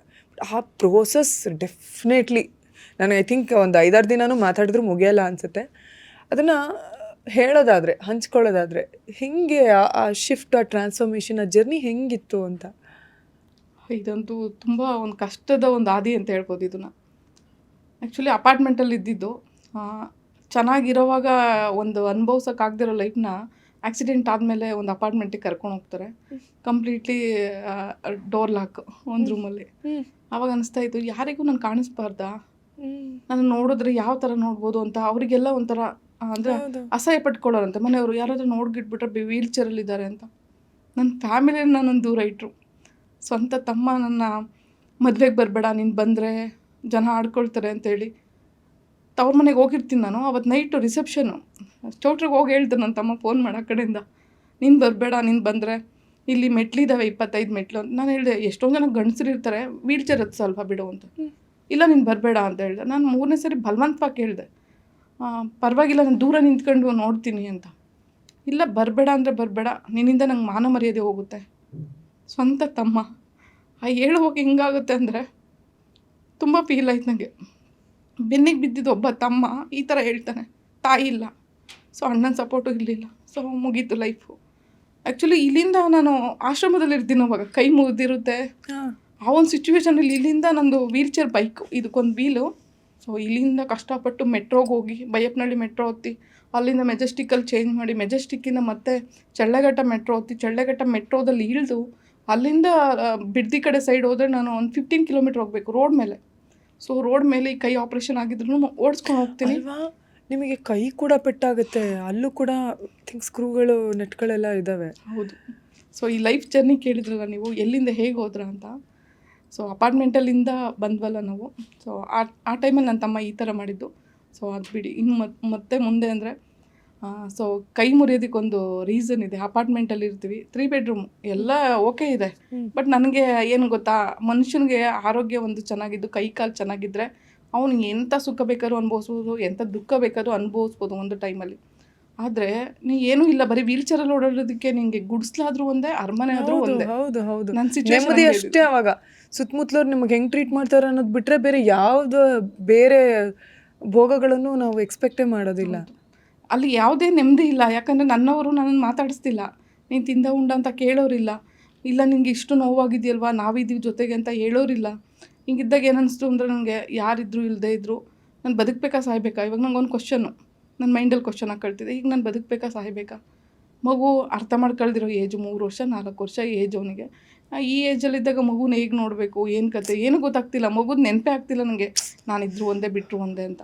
ಸೊ ಈ ಒಂದು ಸಿಚುವೇಷನಲ್ಲಿ ಇಂಡಿಪೆಂಡೆಂಟ್ ಆಗೋದಕ್ಕೆ ಒಂದು ಟ್ರೈನಿಂಗ್ ಸೆಂಟರ್ಗೆ ಹೋಗ್ತೀನಿ. ಟ್ರೈನಿಂಗ್ ಸೆಂಟರಿಂದ 4.5 ತಿಂಗಳು ಟ್ರೈನಿಂಗ್ ಸೆಂಟರಲ್ಲಿ ಇರ್ತೀನಿ. ಹೇಗೆ ಅಂದರೆ ವೀಲ್ ಚೇರಿಂದ ಬೆಡ್ಡಿಗೆ ಶಿಫ್ಟ್ ಆಗೋದು, ನಮ್ಮ ಕೆಲಸಗಳು ನಾವೇ ಮಾಡ್ಕೊಳ್ಳೋದು, ನಾವೇ ಊಟ ಮಾಡೋದು, ನಮ್ಮ ಬಟ್ಟೆಗಳು ನಾವು ಹಾಕೊಳ್ಳೋದು. ಸೊ ಅದಕ್ಕೆ ಮುಂಚೆನೂ ಸ್ವಲ್ಪ ಇಂಡಿಪೆಂಡೆಂಟ್ ಲೈಫ್ ಕಲ್ತಿದೆ. ಬಟ್ ಏನು ಮಾಡಿದೆ ಅಂದರೆ, ಆ ಟ್ರೈನಿಂಗ್ ಸೆಂಟರಿಂದ ಬಂದಾದಮೇಲೆ ನಮ್ಮ ಮನೇಲಿ ಒಬ್ಬರಿದ್ರು, ಅವರು ಫ್ಯಾಮಿಲಿ ಮೆಂಬರನ್ನ ಜಗಳ ಮಾಡ್ಕೊಂಡು ಹೋಗ್ತಾರೆ. ಅದಾದಮೇಲೆ ನಾನೇ ಲೈಫ್ ಲೀಡ್ ಮಾಡೋಣ ಅಂತೇಳಿ 6 ತಿಂಗಳು ಮಗನ್ನ ರೆಡಿ ಮಾಡೋದು, ಕಳಿಸೋದು, ಊಟ ತಿಂಡಿ ಮಾಡೋದು, ಅಲ್ಲೇ ಇಂಡಿಪೆಂಡೆಂಟ್ ಲೈಫ್ ಕಲ್ತ್ಬಿಟ್ಟೆ. ಈ ಕಲಿಯೋ ಟೈಮಲ್ಲಿ ಇನ್ನೊಂದು ಇನ್ಸಿಡೆಂಟ್ ಆಯಿತು. ಅಂದರೆ ಹಾಸ್ಪಿಟಲ್ಗೆ ಹೋಗ್ತೀನಿ, ಒಂದಷ್ಟು ಡಾಕ್ಯುಮೆಂಟ್ಸ್ ಎಲ್ಲ ತೋರಿಸಿ ಆಯುರ್ವೇದಿಕಲ್ಲಿ ಟ್ರೀಟ್ಮೆಂಟ್ ತೊಗೋಬೇಕಾಗಿತ್ತು. ಸ್ವಲ್ಪ ರಿಟರ್ನ್ ಬರೋ ಟೈಮಲ್ಲಿ ರೋಡಲ್ಲಿ ಬರಬೇಕಾದ್ರೆ ನನ್ನ ಗ್ರಹಚಾರ ಹಿಂಗೆ ಗೊತ್ತಿಲ್ಲ, ಒಂದು ಮಾಪ್ ಕಡ್ಡಿ ಎಲ್ಲಿ ಗೊತ್ತಿಲ್ಲ. ಸೊ ಒಂದು ವೀಲಿಗೆ ಹಿಂಗೆ ಅಡ್ಡಡ್ಡ ಸಿಕ್ಕಾಕೊಳ್ಳುತ್ತೆ ಸಡನ್ಲಿ ಬೀಳ್ತೀನಿ ರೈಟ್ ಸೈಡಿಗೆ. ಸೊ ಏನಾಯಿತು ಗೊತ್ತಿಲ್ಲ, ಯಾಕಂದರೆ ಈಗ ಹೆಲ್ಮೆಟ್ ಹಾಕಿರೋದಕ್ಕೆ ಹೋದ್ ನನ್ನ ತಲೆ ಬಚಾವಾಗಿದೆ. ಹೆಲ್ಮೆಟ್ ಇಲ್ಲ ಅಂದಿದ್ರೆ ಕಂಪ್ಲೀಟ್ಲಿ ಹೋದ್ ನನ್ನ ತಲೆನೋ ಹೋಗ್ತಾಯಿತ್ತೋ ಏನೋ ಗೊತ್ತಿಲ್ಲ, ಬದುಕಿರ್ತಿದ್ನೋ ಇಲ್ವೋ ಗೊತ್ತಿಲ್ಲ. ಬಟ್ ಸಡನ್ಲಿ ಟ್ರಾಫಿಕ್ ಪೊಲೀಸ್ ಬರ್ತಾರೆ, ಎತ್ತುತ್ತಾರೆ. ಅದು ನಂಗೆ ಜ್ಞಾನ ಗೊತ್ತಿಲ್ಲ. ಅಂದರೆ ಜ್ಞಾನ ಹೆಲ್ಮೆಟ್ಗೆ ಹೊಡೆದಿರೋ ಏಟಿಂದ ನನಗೆ ಜ್ಞಾನ ತಪ್ಪಿದೆ. ನನ್ನ ಹಿಂದೆ ಆ್ಯಂಬುಲೆನ್ಸ್ ಬರ್ತಾರದು ಮಾತ್ರ ಚೆನ್ನಾಗಿ ನೆನಪಿತ್ತು ನನಗೆ. ಸೊ ಆ್ಯಂಬುಲೆನ್ಸ್ಗೆ ಹಾಕ್ಕೊಂಡಿದ್ದಾರೆ, ಕರ್ಕೊಂಡು ಹೋಗ್ತಾರೆ. ಎಕ್ಸ್ರೇ ಮಾಡೋವರೆಗೂ ನಂಗೆ ಗೊತ್ತಿಲ್ಲ. ಆ ಒಂದು ಇದರಲ್ಲೇ ಅವಾಗ ನನ್ನ ತಮ್ಮ ಚೆನ್ನಾಗಿರ್ತಾನೆ ನನ್ನ ಹತ್ರ. ಹಂಗಾಗಿ ಅವ್ನು ಫೋನ್ ಮಾಡ್ತೀನಿ, ಬಂದು ಎಕ್ಸ್ರೇ ಮಾಡ್ಸೋದ್ಮೇಲೆ ಗೊತ್ತಾಗುತ್ತೆ ಈ ಬೋನ್ ಕಂಪ್ಲೀಟ್ಲಿ ಇಲ್ಲಿವರೆಗೂ ಮುರಿದಿದೆ ಅಂತ. ಸೊ ಆ ಮುರಿದಿರೋ ಟೈಮಲ್ಲಿ ಕಾಲರ್ ಬೋನ್ ಇದು ಈ ಕಾಲರ್ ಬೋನ್ ಮುರಿದಿದೆ. ಸೊ ಆಮೇಲೆ ಏನಾಯಿತು, 1 ವಾರ ಆಪ್ರೇಷನ್ ಇಲ್ಲ, ಏನಿಲ್ಲ. ಬಂದು ಹಿಂದೆ ಕೇಳೋರು ಒಬ್ಬರು ಗಂಡಸರು ಇಲ್ಲ ಹಾಸ್ಪಿಟ್ಲಲ್ಲಿ. ಸೊ ಏನು ಮಾಡಬೇಕು ಗೊತ್ತಿಲ್ಲ. ಹೀಗೆ ಆಪ್ರೇಷನ್ ಎಲ್ಲ ಆಗುತ್ತೆ, ಕಂಪ್ಲೀಟ್ಲಿ ಬಿಟ್ಟು ಹೋಗ್ತಾರೆ, ಎಲ್ಲ ಗೊತ್ತಾಗ್ಬಿಡ್ತು. ಅವಾಗ ಸೆಕೆಂಡ್ ಆಕ್ಸಿಡೆಂಟ್ ಆದಾಗ ನನ್ನ ಫ್ಯಾಮಿಲಿ ಮೆಂಬರ್ಸ್ ಯಾರು, ಯಾವ ಥರ ಇದ್ದಾರೆ, ಕಂಪ್ಲೀಟ್ಲಿ ವಿಷಯಗಳೆಲ್ಲ ಗೊತ್ತಾಗುತ್ತೆ. ಅದಾದಮೇಲೆ ನಾನು ಅಲ್ಲ 15 ಡೇಸ್ ಇದ್ಬಿಟ್ಟು ಫ್ರೆಂಡ್ಸು ಸಪೋರ್ಟಿಂದ ಬೇರೆಯವ್ರ ಕಡೆಯಿಂದ ಇನ್ನೊಂದು ಹಾಸ್ಪಿಟ್ಲಿಗೆ ಶಿಫ್ಟ್ ಆಗ್ತೀನಿ. ಅಲ್ಲೊಂದಷ್ಟು ದಿನ ಇದ್ಬಿಟ್ಟು ಕಂಪ್ಲೀಟ್ಲಿ ಆಶ್ರಮಕ್ಕೆ ಹೋಗ್ತೀನಿ ನಾನು.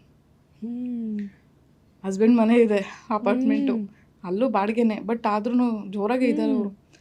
ತವ್ರ ಮನೇನೂ ಇದೆ, ಆದರೆ ತಾಯಿ ಇಲ್ದಿರೋ ಒಂದು ರೀಸನಿಂದ ನಾನು ಹೋಗ್ಬೇಕಂತ ಅನ್ನಿಸ್ಲಿಲ್ಲ. ಸೊ ಕಂಪ್ಲೀಟ್ಲಿ ಅನ್ಕಡಿದ ಮನಸ್ಸಲ್ಲಿ ಬೀದಿ ಏನಾದರೂ ಪರವಾಗಿಲ್ಲ, ನಾನು ಯಾವತ್ತೂ ನನಗೆ ಚೀತು ಒಂದವ್ರ ಮನೆಗೆ ವಾಪಸ್ ಹೋಗಬಾರ್ದು ಅಂತ. ಯಾಕಂದರೆ ಸೆಕೆಂಡ್ ಟೈಮ್ ಆಕ್ಸಿಡೆಂಟ್ ಆದಾಗ ಹಸ್ಬೆಂಡಲ್ಲಿ ಬರ್ತಾರೆ, ಅದು ನಾನು ನೋಡೋದಕ್ಕೆ ಬರಲ್ಲ. ನನ್ನ ಕಡೆ ಒಂದು ಸೈಟ್ ಇರುತ್ತೆ, ಆ ಸೈಟ್ನ ಸೈನ್ ಹಾಕಿಸ್ಕೊಳಕ್ಕೆ ಬಂದಿರ್ತಾರೆ. ಆ್ಯಕ್ಚುಲಿ ಕೈಯೇ ವರ್ಕ್ ಆಗ್ತಿರಲ್ಲ ನನಗೆ, ಲೆಫ್ಟ್ ಕೈಗೆ ಇಂಜೆಕ್ಷನ್ ಚುಚ್ಚಿರ್ತಾರೆ, ಕೈ ರೈಟ್ ಸೈಡು ವರ್ಕ್ ಆಗ್ತಿರಲ್ಲ, ಕಂಪ್ಲೀಟ್ಲಿ ಬಾಡಿ ಸ್ವಾಧೀನ ಇಲ್ದಿರೋದ್ರಿಂದ ಎದ್ದು ಕೂರ್ಸೋಕ್ಕೂ ಅಲ್ಲಿ ಆಗ್ತಾಯಿಲ್ಲ ನನ್ನನ್ನು. ಹಿಂದೆ ಶಕೆ ಆಗ್ತಿದೆ, ಸತ್ತೋಂಗಾಗ್ತಿದೆ ನನಗೆ. ನಾನು ಫ್ಯಾಮಿಲಿ ಮೆಂಬರ್ಗೆ ಒಬ್ಬರು ದೂರದ ರಿಲೇಟಿವು ದುಡ್ಡು ಕೊಡ್ತೀನಿ ಅಂತ ಕರ್ಕೊಬಂದು ನೋಡ್ಸ್ಕೊಳ್ತಾ ಇದ್ದೀನಿ, ಅವ್ರಿಗೂ ಬೈದ್ಬಿಟ್ಟು ಕಳಿಸ್ಬಿಡ್ತಾರೆ. ಒಂದು ನೈಟ್ ಫುಲ್ಲು ಯೂರಿಂದು ಬ್ಯಾಗು ತುಂಬ ಹರಿತಾ ಇರುತ್ತೆ, ಯಾರೋ ಬಂದು ನೋಡೋದಕ್ಕೆ ರೆಡಿ ಇಲ್ಲ ಅಲ್ಲಿ. ಏನು ಮಾಡಬೇಕು ಗೊತ್ತಿಲ್ಲ, ಯಾಕಂದರೆ ಯೂರಿನ್ ಬ್ಯಾಗ್ ಕಂಪ್ಲೀಟಾಗಿ ತುಂಬಾದ್ಮೇಲೆ ರಿವರ್ಸ್ ಆಗುತ್ತೆ, ಕಿಡ್ನಿಗೆ ಬರುತ್ತೆ ಅದು. ಆ ಇನ್ಫೆಕ್ಷನ್ನು ಸ್ಪೈನ್ ಇಂಜುರಿ ಆಗಿರೋರಿಗೆ ಮಾತ್ರ ಬೇಗ ಎಫೆಕ್ಟ್ ಆಗುತ್ತೆ. ಸೊ ಏನು ಮಾಡಬೇಕು ಗೊತ್ತಾಗ್ತಿಲ್ಲ. ಒನ್ ನೈಟ್ ಕಂಪ್ಲೀಟ್ಲಿ ಒಬ್ಬ ಮನುಷ್ಯನು ನನ್ನ ಜೊತೆಲಿಲ್ಲ. ಎಷ್ಟು ಹೊತ್ತು ಕರೆದೆ ಅಂದರೆ ಅವತ್ತು ಅನಿಸಿದ್ದು ಇನ್ನೊಂದು ಸಾರಿ ನನ್ನ ಲೈಫಲ್ಲಿ ಸತ್ತೆ. ಯಾರೂ ಇಲ್ಲ, ಯಾರು ಬರೋಕ್ಕೆ ರೆಡಿ ಇಲ್ಲ. ಅವಾಗ ಏನು ಮಾಡಬೇಕು ಗೊತ್ತಾಗಿಲ್ಲ ನನಗೆ.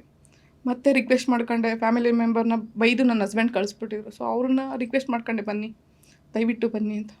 ಅವ್ರ ಆಮೇಲೆ ಬಂದು ಮತ್ತು ಯೂರಿನೆಲ್ಲ ಕ್ಲೀನ್ ಮಾಡಿ ಮತ್ತು ಊಟ ಕೊಟ್ಟು, ಒಂದು ಡೇ ನೈಟು ಊಟನೇ ಮಾಡಿಲ್ಲ. ಯಾರು ತಂದು ಕೊಟ್ಟರು ನನ್ನ ಹಸ್ಬೆಂಡ್ ಬಂದು ನಾಯಿ ಬಿಸಾಕ್ದಂಗೆ ಒಂದು ಟೇಬಲಲ್ಲಿ ಎಸ್ತೋದು ಹೊರ್ತು ನೀನು ತಿಂತ್ಯಾ ನೀರು ಕುಡಿತೀಯಾ ಅಂತಲೂ ಕೇಳಲಿಲ್ಲ. ಸೊ ಸಿಕ್ಕಾಪಟ್ಟೆ ಬೇಜಾರಾಯಿತು. ಏನಕ್ಕೋಸ್ಕರ ಹೆಣ್ಮಕ್ಳು ಮದುವೆ ಆಗಬೇಕು, ಏನಕ್ಕೋಸ್ಕರ ಲೈಫ್ ಮಾಡಬೇಕು? ಒಬ್ರಿಗೆ ನಮ್ಮ ಸರ್ವಸ್ವನೇ ಕೊಟ್ಟಿರ್ತೀವಿ. ಅದೇ ಬಹುಶಃ ನಿಮ್ಮ ಹಸ್ಬೆಂಡಿಗೆ ಆಗಿದ್ದಿದ್ರೆ ನೀವು ಹೆಂಗೆ ನೋಡ್ಕೊತಿದ್ರಿ ಅಲ್ವಾ? ಹೌದು, ಹೆಣ್ಮಕ್ಳಿಗೆ ಬೇಗ ಕರಗೋವಂಥ ಮನಸ್ಸಿರುತ್ತೆ. ಹೌದು, ನಾನು ಈ ಪರಿಸ್ಥಿತಿಲಿ ನನ್ನ ಮಗನ ನೋಡ್ಕೊಳ್ಳೋದಕ್ಕೆ ಏನು ಕಾರಣ ಹೇಳಿ? ನಾನು ಎತ್ತ ಕರಳು. ಹೌದು, ಯಾರ್ಯಾದ್ರೂ ವೀಲ್ ಚೇರಲ್ಲಿ ಇದ್ಕೊಂಡು ಇನ್ನೊಬ್ಬ ವ್ಯಕ್ತಿನ ಸಾಕೋದಕ್ಕೆ ರೆಡಿ ಇಲ್ಲ ಮ್ಯಾಮ್, ರೆಡಿ ಇರಲ್ಲ. ಯಾಕಂದ್ರೆ ನಮಗೆ ನಮ್ಮ ಕೆಲಸಗಳು ಮಾಡ್ಕೊಳಕ್ಕಾಗಿರೋ ಒಂದು ಮಗುನ ತಂದು ಸಾಕಬೇಕು ಅಂದ್ರೆ ಎಷ್ಟು ಕಷ್ಟ ಆಗುತ್ತಲ್ಲ. ಹೌದು. ನನ್ನ ಮಗ ಇವತ್ತು ನನ್ನ ನಂಬಿ ಬಂದಿದ್ದಾನೆ. ಇಲ್ಲ, ನಿಮ್ಮ ಮಗ ನಿಮ್ಮಂಥ ಒಂದು ಸ್ಟ್ರಾಂಗ್ ಹೆಣ್ಮಗಳನ್ನ ನೋಡಿ ಬೆಳೀತಾ ಇದ್ದಾನೆ. ಬದುಕಲ್ಲಿ ಎಜುಕೇಷನ್ ಅಂದ ತಕ್ಷಣ ಬರೀ ಪುಸ್ತಕ ಓದೋದಲ್ಲ ಸವಿತಾ ಮ್ಯಾಮ್. ಬದುಕಿನ ಪಾಠಗಳು ಅಂತ ಇರುತ್ತೆ, ಸುಮಾರು ವಿಷಯಗಳು, ಮೌಲ್ಯಗಳು ಅಂತ ಇರುತ್ತೆ, ಸಂಸ್ಕಾರ ಅಂತ ಇರುತ್ತೆ, ಕರುಣೆ ಅಂತ ಇರುತ್ತೆ, ಧೈರ್ಯ ಅಂತ ಇರುತ್ತೆ, ಆತ್ಮವಿಶ್ವಾಸ, ಛಲ ಅನ್ನೋದಿರುತ್ತೆ. ಐ ಥಿಂಕ್ ನಿಮ್ಮ ಮಗ ನಿಮ್ಮ ನೋಡಿ ಇವುಗಳನ್ನು ಕಲಿತಾನೆ.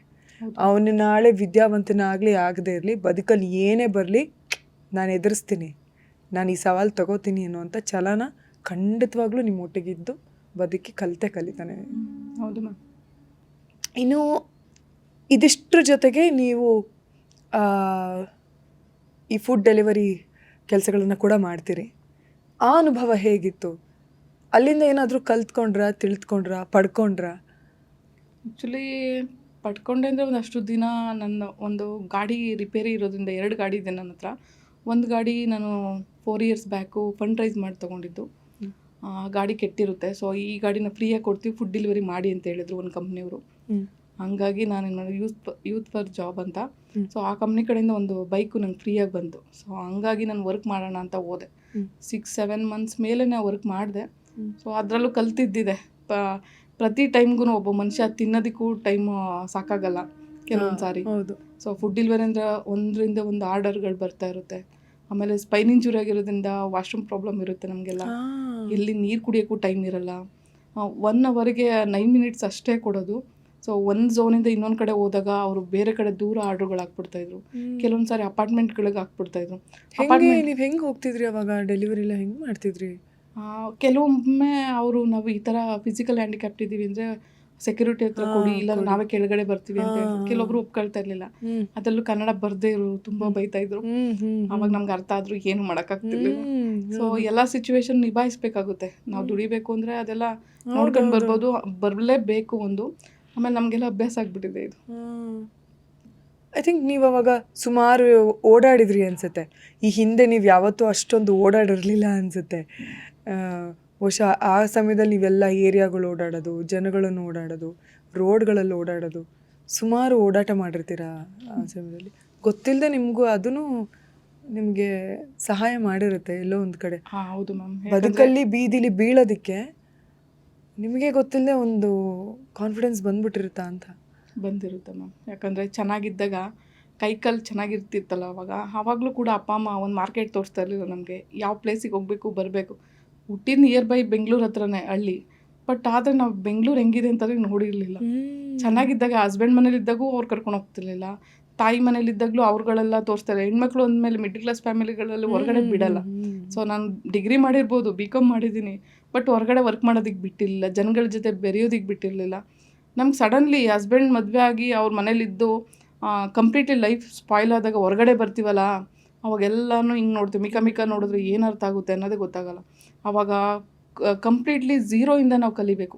ಹೌದು, LKG ಇಂದ UKG ಇಂದ ಕಲಿತೀವಲ್ಲ, ಅದೇ ಥರ ಕಲಿಬೇಕಂತ. ಒಂಥರ ಹೆಂಗ್ ಅನ್ಸ್ಬಿಡುತ್ತೆ ಅಂದರೆ ಈ ಎಲ್ಲ ಕ್ರೂರ ಮೃಗಗಳಿರೋ ಕಾಡಲ್ಲಿ ಮಧ್ಯೆ ಹೋಗಿ ಬಿಟ್ಬಿಟ್ಟಂಗೆ ನಮ್ಮನ್ನ ಹೆಂಗೆ ಬದುಕಬೇಕು, ಹೆಂಗೆ ರಕ್ಷಣೆ ನಾವು ಮಾಡ್ಕೋಬೇಕು. ಬ್ಯಾಕ್ ಸಪೋರ್ಟ್ ಒಬ್ಬರು ಇಲ್ಲ ಅಂದರೆ ಆ ಒಂದು ಹೆಣ್ಣಿನ ಪರಿಸ್ಥಿತಿ ಏನಾಗ್ಬೋದು ಅಂದರೆ ಅದನ್ನು ಅನುಭವಿಸಿದ್ದೀನಿ ನಾನು. ಸೊ ಅಂತ ಹೇಳಿದೆ ನಾನು, ತುಂಬ ಕಡೆ ಏನೇನೋ ಒಳ್ಳೆ ಕಾಡು ಮೃಗಗಳ ಮಧ್ಯದಲ್ಲಿ ನಿಂತಾಗ ಯಾವ ಪ್ರಾಣಿ ಯಾವಾಗ ಬಂದು ಕಚ್ಚುತ್ತೋ ಏನೋ, ಯಾವಾಗ ಸಾಯ್ತೀವೋ ಏನೋ ಗೊತ್ತಿಲ್ಲ, ತುಂಬ ಭಯ ಆಗುತ್ತೆ ಅವಾಗ.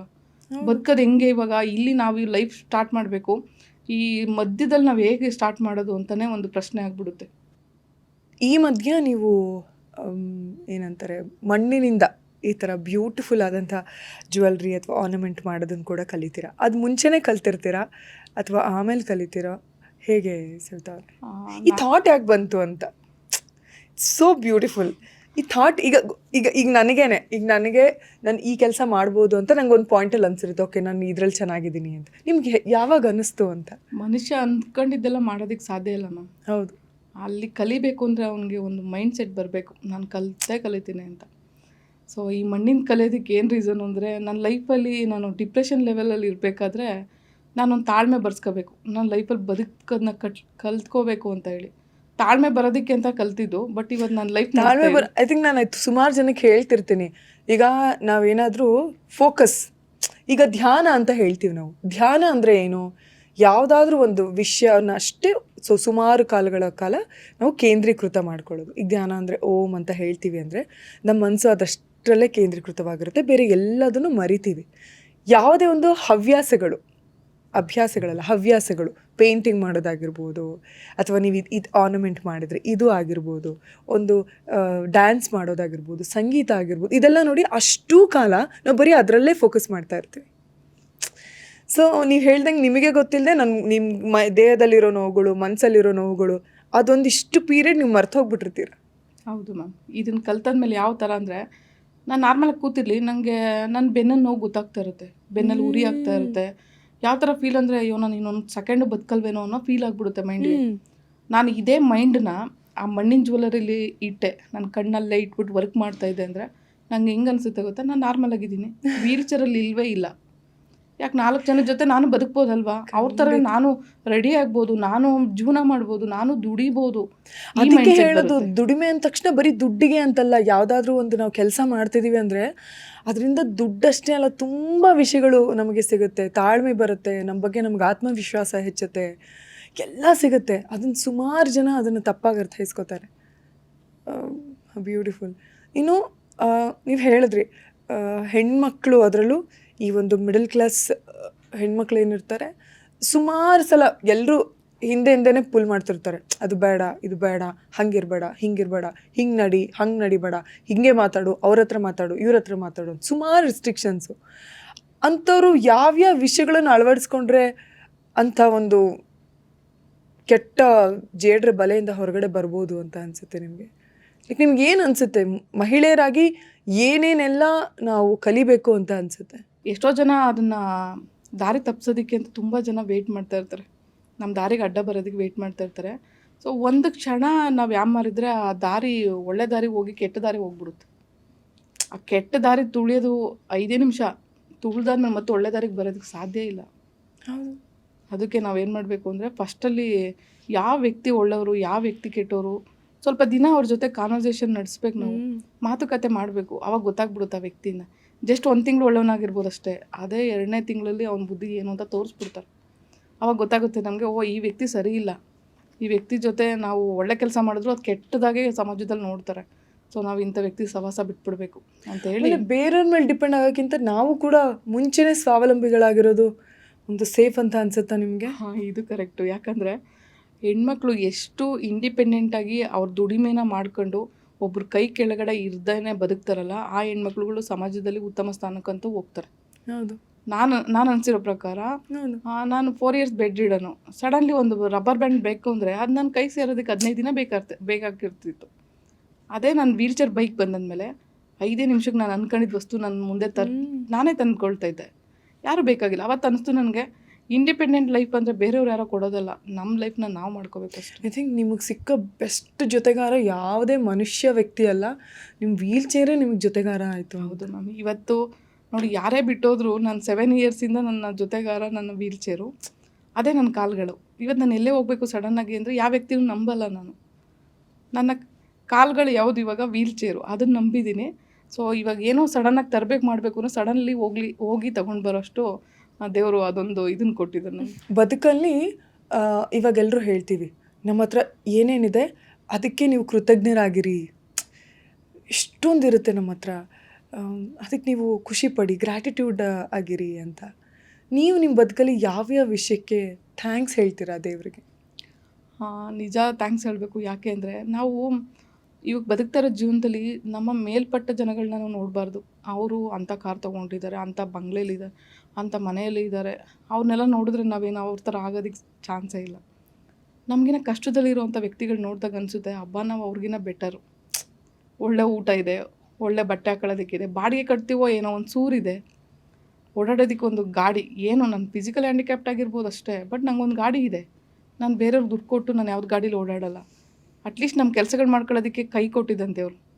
ಸ್ಪೈನ್ ಇಂಜುರಿ ಆಗಿರೋರ್ಗೆ ಆಲ್ಮೋಸ್ಟು ಕೈನೂ ವರ್ಕ್ ಆಗದಿರೋ ಒಂದು ಸಿಚುವೇಶನಲ್ಲಿ ಇರೋರು ಇದ್ದಾರೆ. ದೇವರು ನನಗೆ ಕೆಳಮಟ್ಟದ ಒಂದು ಇಂಜುರಿ ಮಾಡೋದ್ರಿಂದ 2 ಕೈ ಗಟ್ಟಿಗಿದ್ದಾವೆ. ಸೊ ಇವತ್ತು ನಾನು ದೇವ್ರ ಕೈ ಮುಗಿಬೋದು. ಕೆಲವೊಬ್ಬರು ಸ್ಪೈನ್ ಇಂಜುರಿ ಆಗಿರೋ ದೇವ್ರಿಗೆ ಕೈ ಮುಗಿಯೋಕ್ಕಾಗಲ್ಲ, ಬರೀ ಇಷ್ಟೇ ವರ್ಕ್, ಅವ್ರಿಗೆ ಮುಖ ಭಾಗ ಮಾತ್ರ ವರ್ಕ್ ಆಗುತ್ತೆ. ಅವ್ರು ನೋಡಿದಾಗ ಅನಿಸುತ್ತೆ ನನಗೆ, ದೇವರೇ ನೀನು ನನಗೆ 2 ಕೈ ಕೊಟ್ಟಿದ್ಯಾ, ಅಷ್ಟೇ ಸಾಕು, ನಾನು ನೆಮ್ಮದಿಯಾಗಿದ್ದೀನಿ. ನಾನು ದುಡಿತೀನಿ, ನಾನು ಊಟ ಮಾಡ್ತೀನಿ, ನಾನು ಅಡುಗೆ ಮಾಡ್ತೀನಿ, ನನ್ನ ಮಗನ ನೋಡ್ಕೊಳ್ತೀನಿ, ನನ್ನಷ್ಟು ನಾನೇ ಬಟ್ಟೆ ಹಾಕ್ಕೊಳ್ತೀನಿ. ಒಂದೊಂದು ಅಂಗಾಂಗಗಳು ಇಂಪಾರ್ಟೆಂಟ್ ಮನುಷ್ಯನಿಗೆ, ಬಟ್ ಅದ್ರ ವ್ಯಾಲ್ಯೂ ಮನುಷ್ಯನಿಗೆ ಗೊತ್ತಿರಲ್ಲ. ಅದ್ರ ವ್ಯಾಲ್ಯೂ ಯಾವಾಗ ಗೊತ್ತಾಗುತ್ತೆ ಅಂದರೆ ಆ ಮನುಷ್ಯ ಆ ಅಂಗಾಂಗ ಕಳ್ಕೊಂಡಾಗ ಮಾತ್ರ ಅದ್ರ ವ್ಯಾಲ್ಯೂ ಗೊತ್ತಾಗುತ್ತೆ.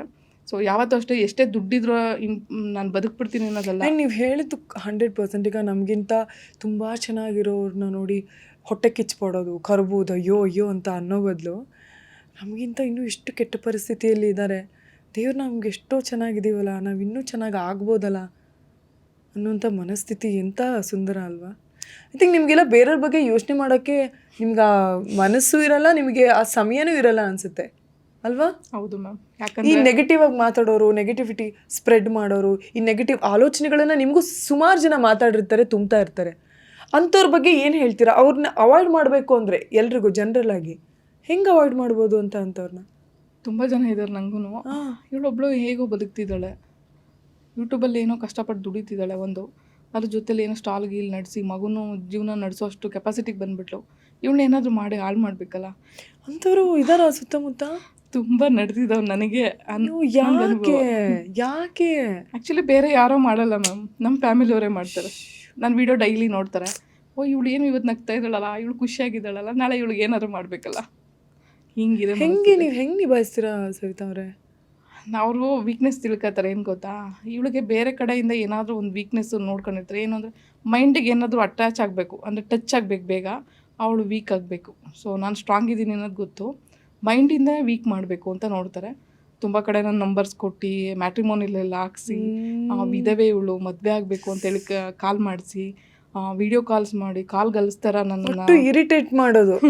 ಯಾವ ಥರ ಇರಿಟೇಷನ್ ಮಾಡಿದ್ರು ಅಂದರೆ ನನಗೆ ಬದುಕಬಾರ್ದು ಅನ್ನೋ ಮಟ್ಟಕ್ಕೆ ಇರಿಟೇಷನ್ ಮಾಡಿಬಿಟ್ಟಿದ್ರು. ನಾನು ಆವಾಗ ಮೈಂಡ್ ಗಟ್ಟಿ ಮಾಡ್ಕೊಂಡೆ. ಪೊಲೀಸ್ ಸ್ಟೇಷನ್ ಹೋದೆ, ಎಲ್ಲೆಲ್ಲಿ ಹೋದೆ, ಎಲ್ಲೂ ನ್ಯಾಯ ಸಿಗಲ್ಲ. ಒಂದೇನು ಗೊತ್ತಾ, ಚೆನ್ನಾಗಿರೋರಿಗೆ ನ್ಯಾಯ ಸಿಗ್ತಾಯಿಲ್ಲ, ನಮ್ಮಂಥವ್ರಿಗೆ ಏನು ಸಿಗುತ್ತೆ ಅಂತ ಅನ್ನಿಸ್ಬಿಡ್ತು ನನಗೆ. ತುಂಬ ಕಡೆ ಓಡಾಡಿದೆ ನಾನು, ಸೈಬರ್ ಸೆಂಟ್ರು ಅಲ್ಲಿ ಇಲ್ಲಿ ಎಲ್ಲಿ ಹೋಗಿ ಏನು ಮಾಡಿದ್ರು ಅವ್ನು ಯಾರು ಅಂತ ಕಂಡುಹಿಡಿಯೋಕ್ಕೆ ಯಾರೂ ಏನು ಸಪೋರ್ಟ್ ಮಾಡಿಲ್ಲ. ನಾನು ಹೇಳೋದು ಏನು ಗೊತ್ತಾ, ನಮ್ಮ ದೇಶದಲ್ಲಿ ಹೆಣ್ಮಕ್ಳುಗಳಿಗೆ ನ್ಯಾಯ ಸಿಗಲ್ಲ. ಹೌದು, ಯಾರೋ ಬಜಾರ್ ಇರ್ತಾರೆ, ಇನ್ಫ್ಲೂಯೆನ್ಸ್ ಮೇಲೆ ಏನೋ ತಗೋಬಿಡ್ತಾರೆ ಅವ್ರ ನ್ಯಾಯನ. ಅಂದರೆ ಅನ್ಯಾಯ ಇದ್ದರೂ ನ್ಯಾಯ ಮಾಡ್ಕೊಬಿಡ್ಬೋದು. ಬಟ್ ನನಗೇನೋ ಗೊತ್ತಿಲ್ಲ, ನನಗೆ ಒಂದು ನ್ಯಾಯನೂ ಸಿಗಲಿಲ್ಲ. ಬಟ್ ದೇವರಿಂದ ಆ ನ್ಯಾಯ ಒಳ್ಳೆಯದಾಗಿ ಸಿಗ್ತಾ ಇದೆ, ನನಗೆ ನಿಧಾನ ಆಗ್ತಿದೆ. ಬಟ್ ಯಾರಿಗೇನು ಮೋಸ ಮಾಡಿ ಬದುಕ್ತಿಲ್ಲ. ಹಂಗಾಗಿ ದೇವ್ರನ್ನ ನಂಬಿದ್ದೀನಿ, ಆ ದೇವರು ಒಂದೊಂದೇ ಒಳ್ಳೇದು ಮಾಡ್ತಾ ಇದ್ದಾನೆ. ಬಟ್ ನೆಗೆಟಿವ್ ಆಗಿ ತುಂಬ ಜನ ನನ್ನ ಮನೆ ಹತ್ರನೇ ಮಾಡ್ತಾರೆ. ಇವಾಗ ಗೊತ್ತಾ, ನನ್ನ ಮನೆ ಖಾಲಿ ಮಾಡೋದಕ್ಕೆ ಮನೆ ಹುಡುಕ್ತಾ ಇದ್ದೀವಿ. ಯಾವ ಥರ ಟಾರ್ಚರ್ ಗೊತ್ತಾ ಮ್ಯಾಮ್, ಚಿಕ್ಕ ಚಿಕ್ಕ ವಿಷಯಕ್ಕೆ ಆಟೋ ಹತ್ತೋದಕ್ಕೆ ಒಂದು ಫುಟ್ಪಾತ್ ಮೇಲೆ ಹತ್ಬೇಕು ನಾನು. ಇವಾಗ ಬರ್ಬೇಕಾದ್ರೆ ಕಾರು ಫುಟ್ಪಾತ್ ಮೇಲೆ ಸ್ವಲ್ಪ ಹೈಟ್ ಇದೆ. ಸೊ ಆಟೋಗೆ ಜರ್ಕೋಬೇಕಾದ್ರೆ ಯಾರು ಸಹಾಯ ಬೇಕಲ್ಲ, ಹೈಟ್ ಸರಿ ಹೋಗುತ್ತೆ ಅಂತ ನಾನು ಅಲ್ಲಿ ಹತ್ತೀನಿ. ಅಲ್ಲಿ ಹತ್ತೋದ್ ಕಡೆ ಏನಾದರೂ ವಸ್ತುಗಳು ಹಾಕ್ಬಿಡೋದು, ಆಟೋ ನಿಲ್ಲಿಸೋದಕ್ಕೆ ಜಾಗ ಬಿಡದೆ ಇರೋದು. ಆಮೇಲೆ ನೀರು ಮೋಟ್ರು ತುಂಬಾದ್ಮೇಲೆ ನಾರ್ಮಲ್ ಗೊತ್ತಾಗುತ್ತಲ್ವ, ಟ್ಯಾಂಕಿಂದ ನೀರು ಬಿದ್ದರೆ ಗೊತ್ತಾಗುತ್ತಲ್ವ, ಒಂದು ತೊಟ್ಟು ನೀರು ಬೀಳೋ ಅಷ್ಟರಲ್ಲಿ ಜಗಳಕ್ಕೆ ಬರೋದು. ಆಮೇಲೆ ನಾವು ಓಡಾಡೋದಕ್ಕೆ ಜಾಗ ಬಿಡದೆ ಇರೋದು. ಚಿಕ್ಕ ಚಿಕ್ಕ ವಿಷಯಗಳಿಗೆಲ್ಲ ಜಗಳಕ್ಕೆ ಬರ್ತಾರೆ. ಅವಾಗ ಅನ್ಸುತ್ತೆ ಇವರೆಲ್ಲ ಮನುಷ್ಯರ, ಇವರು ಬಾಡಿಗೆ ಕಟ್ತಾರೆ, ನಾನು ಬಾಡಿಗೆ ಕಟ್ತೀನಿ, ಫ್ರೀಯಾಗಿ ಯಾರೂ ಬಿಟ್ಟಿಲ್ಲ. ಹೌದು. ಇಂಥ ಒಂದು ಪರಿಸ್ಥಿತಿಲಿ ಅಕ್ಕಪಕ್ಕ ಬಾಡಿಗೆ ಮನೆಯವರೇ ಈ ಥರ ಇದ್ದಾರೆ, ಇನ್ನು ಸ್ವಂತ ಮನೆ ಇದ್ದರೆ ಇವ್ರು ಹೆಂಗೆ ಮಾಡ್ಬೋದು ಅಂತ ಬೇಜಾರಾಗಿ ಇವಾಗ ನಾನು ಮನೆ ಹುಡುಕ್ತಾ ಇದ್ದೀನಿ. ಆಮೇಲೆ ಎಲ್ಲ ಕಡೆ ಮನೆ ಸಿಗ್ತಾ ಇಲ್ಲ.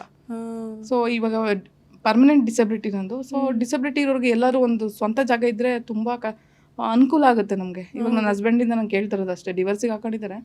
ನಾನು ಕೇಳಿದ್ದಿಷ್ಟೇ, ನೋಡಪ್ಪ ನೀನು ನಂಗೆ ದುಡ್ಡು ಕಾಸು ಕೊಡಬೇಡ, ನನಗೆ ನನ್ನ ಮಗನಿಗೆ ಬದುಕೋದಕ್ಕೆ ಒಂದು ಮನೆ ಮಾಡಿಕೊಡು, ಸ್ವಂತ ಮನೆ ಆಗಿರಬೇಕು. ಯಾಕಂದ್ರೆ ನಾನು ಆಲ್ಟ್ರೇಷನ್ ಮಾಡಿಸ್ಕೋಬೇಕು. ಎಲ್ಲ ಕಡೆ ಮೆಟ್ಲಿರ್ತವೆ, ಬಾತ್ರೂಮ್ ಡೋರ್ಗೆ ವೀಲ್ ಚೇರ್ ಹೋಗಲ್ಲ. ಸೊ ಎಲ್ಲ ಓನರು ಒಪ್ಕೊಳ್ಳಲ್ಲ. ಪದೇ ಪದೇ ನನಗೆ ಹಿಂಗೆ ಟಾರ್ಚರ್ ಕೊಡೋರ ಹತ್ರ ನಾನು ಬದುಕೋಕ್ಕೂ ಆಗಲ್ಲ. ಹಂಗಾಗಿ ನಾನು ಒಂದು ಮನೆ ಕೇಳ್ಕೊಂಡಿದ್ದೀನಿ. ಅದು ಯಾವಾಗ ಉದ್ದೇಶ ಈಡೇರುತ್ತೋ ಗೊತ್ತಿಲ್ಲ, ದೇವ್ರನ್ನ ಬೇಡ್ಕೊತಾ ಇದ್ದೀನಿ. ಇನ್ನು ಬದುಕು ಅಂದರೆ ಸುಮ್ಮನೆ ನಿಮ್ಮ ಈಗಿನ ಥಾಟ್ಸಲ್ಲಿ ಹೇಳೋದಾದರೆ ಏನು ಹೇಳ್ತೀರಾ ಸವಿತಾ ಅವರೇ? ತುಂಬ ಕಷ್ಟ ಇದೆ ಮ್ಯಾಮ್, ಜೀವನ ಮಾಡೋದು ಸಿಕ್ಕಾಪಟ್ಟೆ ಕಷ್ಟ. ಅದರಲ್ಲೂ ಒಬ್ಬಳು ಹೆಣ್ಮಗಳು ಗಂಡನ ಬಿಟ್ಟು ಯಾರೂ ಫ್ಯಾಮಿಲಿಯವ್ರು ಇಲ್ಲದೆ ಬದುಕೋವಾಗ ತುಂಬ ಒಂದು ಕೆಟ್ಟ ಕೆಟ್ಟ ಇದನ್ನೆಲ್ಲ ತಲೆ ಮೇಲೆ ಹೊತ್ಕೋಬೇಕು, ಭಾರನ. ಯಾವ ಮಟ್ಟಿಗೆ ಅಂದರೆ ಒಬ್ರು ಯಾರೋ ಎಲ್ಪ್ ಮಾಡೋಕ್ಕೆ ಬಂದ್ರೂ ಕೆಟ್ಟದಾಗಿ ನೋಡೋವಂಥ ಸಮಾಜ ಇದು. ಹಂಗೂ ಇದೆ. ಆಮೇಲೆ ನಮ್ಮ ಜೀವನ ನಾವು ಮಾಡ್ತಾ ಇರ್ತೀವಿ, ಯಾರ ಹತ್ರ ಹೋಗ್ಬಿಟ್ಟು ನೀವು ಸಹಾಯ ಮಾಡೋಕ್ಕೆ ಬನ್ನಿ ಅಂತ ಕೇಳೋದು. ನೀವು ನೋಡಿದ್ದೀರಾ ಸವಿತಾ ಅವರೇ? ಎಲ್ಲ ನೋಡಿದ್ದೀನಿ, ಎಲ್ಲ ಅನುಭವಿಸಿದ್ದೀನಿ ನಾನು ಪ್ರತಿಯೊಂದೂ. ಯಾವ ಮಟ್ಟಿಗೆ ಹೆಂಗೆ ಲೈಕ್ ಮನುಷ್ಯ ಆಗಿ ನಾವು ಒಂದು ಎಷ್ಟು ದೊಡ್ಡ ದೊಡ್ಡ ಮಾತುಗಳನ್ನು ಆಡ್ತೀವಿ, ಸಂಸ್ಕಾರ ಸಂಸ್ಕೃತಿ ಅಂತ ಆಡ್ತೀವಿ. ಮನುಷ್ಯ ಆಗಿ ನಿಮಗೆ ಸಂಸ್ಕಾರ ಸಂಸ್ಕೃತಿ ಹಾಳಾಗೋಗ್ಲಿ, ಕನಿಷ್ಠ ಪಕ್ಷ ಮನುಷ್ಯತ್ವನೂ ಇರಲ್ವಾ ಅಂತ? ಇಲ್ಲ ಮ್ಯಾಮ್, ಆಲ್ಮೋಸ್ಟ್ ಮನುಷ್ಯನಿಗೆ ಮನುಷ್ಯತ್ವ ಅನ್ನೋದು ಓಟೋಗಿದೆ ಇವಾಗ. ಅಂಥ ಪರಿಸ್ಥಿತಿಗೆ ಬಂದು ತಲುಪಿಟ್ಟಿದ್ದೀವಿ, ಏನು ಮಾಡೋಕ್ಕಾಗಲ್ಲ. ನಿಜ ಅಸಹ್ಯ ಅನ್ಸುತ್ತೆ ನಿಜವಾಗ್ಲೂ. ಒಂದು ಹೆಣ್ಮಗಳನ್ನ ಮನುಷ್ಯ ಅಂತ ಹೇಳ್ಕೊಳ್ಳೋದಕ್ಕೂ ಅಸಹ್ಯ ಅನ್ಸುತ್ತೆ. ಇದು ಒಂದು ಪಾರ್ಟ್ ಆಯಿತು. ಬಟ್ ಐ ನೋ ನೀವು ತುಂಬ ಸ್ಟ್ರಾಂಗ್. ಆ ವರ್ಷನಲ್ಲಿ ಬದುಕನ್ನು ಹೇಳೋದಾದರೆ ನಾನು ಮೈಂಡ್ ಸ್ಟ್ರಾಂಗ್ ಆಗಿ ಮಾಡ್ಕೊಂಡು ಬದುಕ್ತಾ ಇದ್ದೀನಿ. ಬಟ್ ಯಾವ ಮಟ್ಟಿಗೆ ಅಂದರೆ ನಾನು ಇಲ್ಲಪ್ಪ, ನಾನು ಇರೋಷ್ಟು ದಿನ ಧೈರ್ಯವಾಗಿ ಯಾರ ಹತ್ರನೂ ₹1 ಕೇಳಬಾರ್ದು ಅನ್ನೋ ಒಂದು ಇದರಿಂದ ಬದುಕ್ತಾ ಇರೋದು. ಸೊ ಕಲಾ ಮಾಧ್ಯಮ ಅಂತ ಒಂದು ಯೂಟ್ಯೂಬ್ ಚಾನಲ್ ಇಂಟರ್ವ್ಯೂ ಮಾಡಿದರು. ಹೌದು. ಸೊ 25,000 ಜನ ನಂಗೆ ಅವಾಗ ಸಬ್ಸ್ಕ್ರೈಬರ್ ಇದ್ದಿದ್ದು. ಸೊ ಅವರು ಇಂಟರ್ವ್ಯೂ ಮಾಡಾದ್ಮೇಲೆ 50,000 ಗಂಟ ರೀಚ್ ಆಯಿತು. ಸೊ ಅವ್ರು ಒಂದು ಒಳ್ಳೆ ಕೆಲಸ ಮಾಡಿದರು. ಅಲ್ಲಿಂದ ಸ್ವಲ್ಪ ಅಮೌಂಟು ಬಂತು, ಸ್ವಲ್ಪ ಸಾಲಗಳಿತ್ತು, ಎಲ್ಲನೂ ನಿಭಾಯಿಸ್ಕೊಳ್ತಾ, ಮಗುಗೆ ಎಜುಕೇಷನ್ದು ಒಂದು ಸ್ವಲ್ಪ ನಿಭಾಯಿಸ್ಕೊಳ್ತಾ ತುಂಬ ಅನುಕೂಲ ಆಯಿತು. ಯೂಟ್ಯೂಬ್ ಚಾನಲು ಅವ್ರದ್ದು ಪರಮೇಶ್ವರ್ ಸರ್ಗೆ ನಾನು ತುಂಬ ಥ್ಯಾಂಕ್ಸ್ ಹೇಳ್ತೀನಿ. ಅದಾದಮೇಲೆ ಒಂದಷ್ಟು ಜನಕ್ಕೆ ಇನ್ನೂ ರೀಚ್ ಆದೆ. ಯೂಟ್ಯೂಬ್ ಚಾನಲ್ ಇವಾಗ ನಂದು ಒಂದು ಜಾಬ್ ಆಗಿದೆ ಒಂದು ಕಡೆ. ಅದು ನಿಮ್ಮ ಯೂಟ್ಯೂಬ್ ಚಾನಲ್ ಹೆಸರು ಹೇಳ್ಬಿಡಿ ಸವಿತಾ ಅವರೇ. ಐ ಥಿಂಕ್ ಯಾವುದ್ಯಾವುದೋ ಚಾನಲ್ಗಳಿಗೂ ಸಬ್ಸ್ಕ್ರೈಬ್ ಆಗಿ ಪ್ರೀತಿ ಕೊಡುವಂಥ ಜನರು, ಐ ಥಿಂಕ್ ನೀವು ಎಲ್ಲ ಅರ್ಹತೆ ಯೋಗ್ಯತೆ ಇರೋವಂಥವ್ರು. ನಿಮಗೆ ಖಂಡಿತವಾಗ್ಲೂ ಅವ್ರ ಪ್ರೀತಿ ಸಿಗುತ್ತೆ. ದಯವಿಟ್ಟು ನಿಮ್ಮ ಚಾನಲ್ ಹೆಸರು ಹೇಳಿ. ನನ್ನ ಚಾನಲ್ ನೇಮು ಸವಿತಾ ಸವಿ ಅಂತ ಇದೆ. ಯೂಟ್ಯೂಬು, ಫೇಸ್ಬುಕ್ಕಲ್ಲೂ ಸವಿತಾ ಸವಿ ಇದೆ, ಇನ್ಸ್ಟಾಗ್ರಾಮಲ್ಲಿ ಸವಿ i5 620 ಅಂತ ಇದೆ. ಸೊ 3 ನಿಭಾಯಿಸ್ತೀನಿ. ಬಟ್ ಯೂಟ್ಯೂಬ್ ಚಾನಲ್ಗೆ ಜಾಸ್ತಿ ಗೊತ್ತಾಗ. ಪ್ಲೀಸ್ ಈ ಹೆಣ್ಣು ಮಗಳಿಗೆ ನಿಮ್ಮ ಪ್ರೀತಿ ಅಷ್ಟೇ, ನಿಮ್ಮ ಪ್ರೀತಿನೇ ಅವ್ರಿಗೆ ಧೈರ್ಯ, ನಿಮ್ಮ ಪ್ರೀತಿನೇ ಅವ್ರಿಗೆ ಆತ್ಮವಿಶ್ವಾಸ ಇನ್ನೂ ಹೆಚ್ಚಿಸುತ್ತೆ. ಐ ಥಿಂಕ್ ಇಂಥವರು ನಮ್ಮ ಸಮಾಜದ ಸುತ್ತಮುತ್ತ ನಾವು ಇಂಥವ್ರನ್ನ ನೋಡ್ತಾ ಇದ್ದರೆ ನಾವುಗಳು ಬದುಕೋದನ್ನು ಕಲಿಯೋದು ಸಿಕ್ಕಾಪಟ್ಟೆ ಇರುತ್ತೆ, ಬದುಕಲ್ಲಿ ಕಲಿಯೋದು. ಸೊ ದಯವಿಟ್ಟು ನಿಮ್ಮ ಪ್ರೀತಿನ ಅವ್ರಿಗೆ ಕೊಡಿ. ದೇವರು ಅನ್ನೋ ಕಲ್ಪನೆ ಬಗ್ಗೆ ಹೇಳೋದಾದರೆ ಸವಿತಾ ಅವರೇ, ಅದು ಐ ಥಿಂಕ್ ನಿಮ್ಮ ಬದುಕಲ್ಲಿ ಎಲ್ಲದು 2 ವರ್ಷನೇ ಇದೆ ಅಲ್ವಾ? ಬದುಕು ಅನ್ನೋದು ನೀವು ಕರಾಳ ಮುಖನೂ ನೋಡಿದ್ದೀರಾ, ಧೈರ್ಯವಾಗಿ ನೀವು ಎದ್ದು ನಿಂತು ಸ್ವಾವಲಂಬಿಯಾಗಿ ಬದುಕಿರೋದು ನೋಡಿದ್ದೀರಾ. ದೇವ್ರೂ ಅಷ್ಟೇ ಅನಿಸುತ್ತೆ, ದೇವರಿಗೆ ಏನೇನು ಮಾಡ್ತಿದ್ಯಾ, ನನಗೆ ಇನ್ನೂ ಏನು ಮಾಡ್ಬೇಕಂತಿದ್ಯಾ ಅಂತ ಬೈಕೊಂಡಿರೋದು ಇರುತ್ತೆ. ಥ್ಯಾಂಕ್ಸ್ ದೇವ್ರೆ, ನನಗಿಷ್ಟೆಲ್ಲ ಹೆಂಗೋ ಕೊಟ್ಟಿದೆಯಲ್ಲ ಅಂತ ಹೊಗಳ್ಕೊಳ್ಳೋದು ಇರುತ್ತೆ. ಏನು ಹೇಳ್ತೀರಾ ಸವಿತಾ ಅವರೇ? ಆ್ಯಕ್ಚುಲಿ ನಿಜ ಒಂದು ಟೈಮಲ್ಲಿ ನಾನು ಬೈಕೊಂಡಿದ್ದೀನಿ. ಯಾಕಂದರೆ ಚೆನ್ನಾಗಿರೋವಾಗೆಲ್ಲ ನೀನು ಪೂಜೆ ಮಾಡ್ತಿದ್ದೆ, ನನಗೆ ಯಾಕೆ ಈ ಥರ ಕಷ್ಟ ಕೊಟ್ಟೆ ಅಂತ ಬೈಕೊಂಡಿದ್ದು ಉಂಟು. ಬೆಡ್ ರಿಡನ್ ಆದಾಗ ನಾನು ದೇವ್ರ ಮುಖನೇ ನೋಡ್ತಾ ಇರಲಿಲ್ಲ. ಆಮೇಲೆ ಸ್ವಲ್ಪ ಭಗವದ್ಗೀತೆ ಕಡೆ ನನಗೆ ಜ್ಞಾನೋದಯ ಆಯಿತು. ಯಾವ ಮಟ್ಟಿಗೆ ಅಂದರೆ ಯಾರೋ ಒಂದು ಕ್ಲಾಸಿಗೆ ಜಾಯ್ನ್ ಆಗಿ ಅದರಲ್ಲಿ ಸ್ವಲ್ಪ ಭಗವದ್ಗೀತೆದು ಪಾರಾಯಣ ಎಲ್ಲ ನಡೆಯುತ್ತೆ ಅಂತ ಒಂದಷ್ಟು ದಿನ ಅದನ್ನು ಮಾಡಿದೆ. ಸೊ ಅದಾದಮೇಲೆ ಸ್ವಲ್ಪ ನಂಬಿಕೆ ಬರ್ತಾ ಬರ್ತಾ ಬರ್ತಾ ರಾಯರ್ ಕಡೆ ಕಂಪ್ಲೀಟ್ಲಿ ಬಂದೆ ನಾನು. ಅದು ಬಂದಾದ್ಮೇಲೆ ನಂಗೆ ಎಷ್ಟು ಚೇಂಜಸ್ ಆಯಿತು ಅಂದರೆ, ಇವತ್ತು ಯಾರು ಫ್ಯಾಮಿಲಿಯವರು ಇಲ್ಲ ಅಂದಾಗ ನನಗೆ ದೇವರಿದ್ದಾನೆ, ರಾಯರಿದ್ದಾರೆ. ರಾಯರಿಂದನೇ ಇವತ್ತು ನಾನು ಬದುಕ್ತಾ ಇರೋದು. ಯಾಕೆಂದರೆ ಏನೋ ಗೊತ್ತಿಲ್ಲ, ಅವ್ರಿಗೆ ನನ್ನ ಕೈಯಲ್ಲಾದಷ್ಟೇ ನಾನು ಸೇವೆ ಮಾಡೋಕ್ಕಾಗೋದು. ಪೂಜೆ ಮಾಡ್ಬೋದು, ಅಷ್ಟು ಬಿಟ್ಟರೆ ಬೇರೆ ಸೇವೆಗಳು ನನಗೇನು ಮಾಡೋದಕ್ಕಾಗಲ್ಲ. ಐ ಥಿಂಕ್ ನಮ್ಮ ಬದುಕನ್ನು ನಾವು ಪ್ರೀತಿಸಿ ಸತ್ಯವಂತಿಕೆಯಿಂದ ಬದುಕಿದ್ರೆ ಅದೇ ದೊಡ್ಡ ದೇವ್ರ ಸೇವೆ ಅನಿಸುತ್ತೆ. ಅಷ್ಟೇ. ಒಬ್ರಿಗೆ ಮೋಸ ಮಾಡಬಾರ್ದು, ಒಬ್ರಿಗೆ ಕೆಟ್ಟದ್ದು ಬಯಸಬಾರ್ದು, ನಂಬಿಕೆ ದ್ರೋಹ ಮಾಡಬಾರ್ದು, ದುಡ್ಡು ಇಸ್ಕೊಳೋದು, ಈ ಥರ ಮೋಸಗಳನ್ನ ಏನೂ ಮಾಡಬಾರ್ದು. ಒಬ್ರಿಗೆ ಒಳ್ಳೆ ರೀತಿಲಿ ಬದುಕಿದ್ರೆ ಸಾಕು. ಬಟ್ ನಾವು ಒಳ್ಳೆಯವ್ರಂತ ಪ್ರೂವ್ ಮಾಡಬೇಕಾಗಿದ್ದಿಲ್ಲ. ಯಾಕಂದರೆ ಯಾರು ಏನು ಜನರು ದೇವ್ರನ್ನೇ ಹೊರಗಡೆ ತೊಗೊಂಡೋಗಿ ಬಿಸಾಕ್ತಾರೆ ಹಳೆ ಫೋಟೋ ಅಂತ. ಇನ್ನು ನಮ್ಮನ್ನೆಲ್ಲ ಒಳ್ಳೆಯವರು ಅಂತ ನಂಬ್ತಾರ? ನಮಗೆ ನಾವು ಒಳ್ಳೆಯವರಾಗಿದ್ದರೆ ಸಾಕು. ಇರೋದೊಂದೇ ಜೀವನ ಅಲ್ವಾ? ಇರೋದೊಂದೇ ಜೀವನ. ಆ ಜೀವನನ ಸಾರ್ಥಕತೆ ನಮಗೆ ನಾವು ಮಾಡ್ಕೊಂಡ್ರೆ ಸಾಕು. ಬೇರೆಯವ್ರಿಗೆ ಒಪ್ಸೋವಂಥ ಅವಶ್ಯಕತೆನೇ ಇರಲ್ಲ.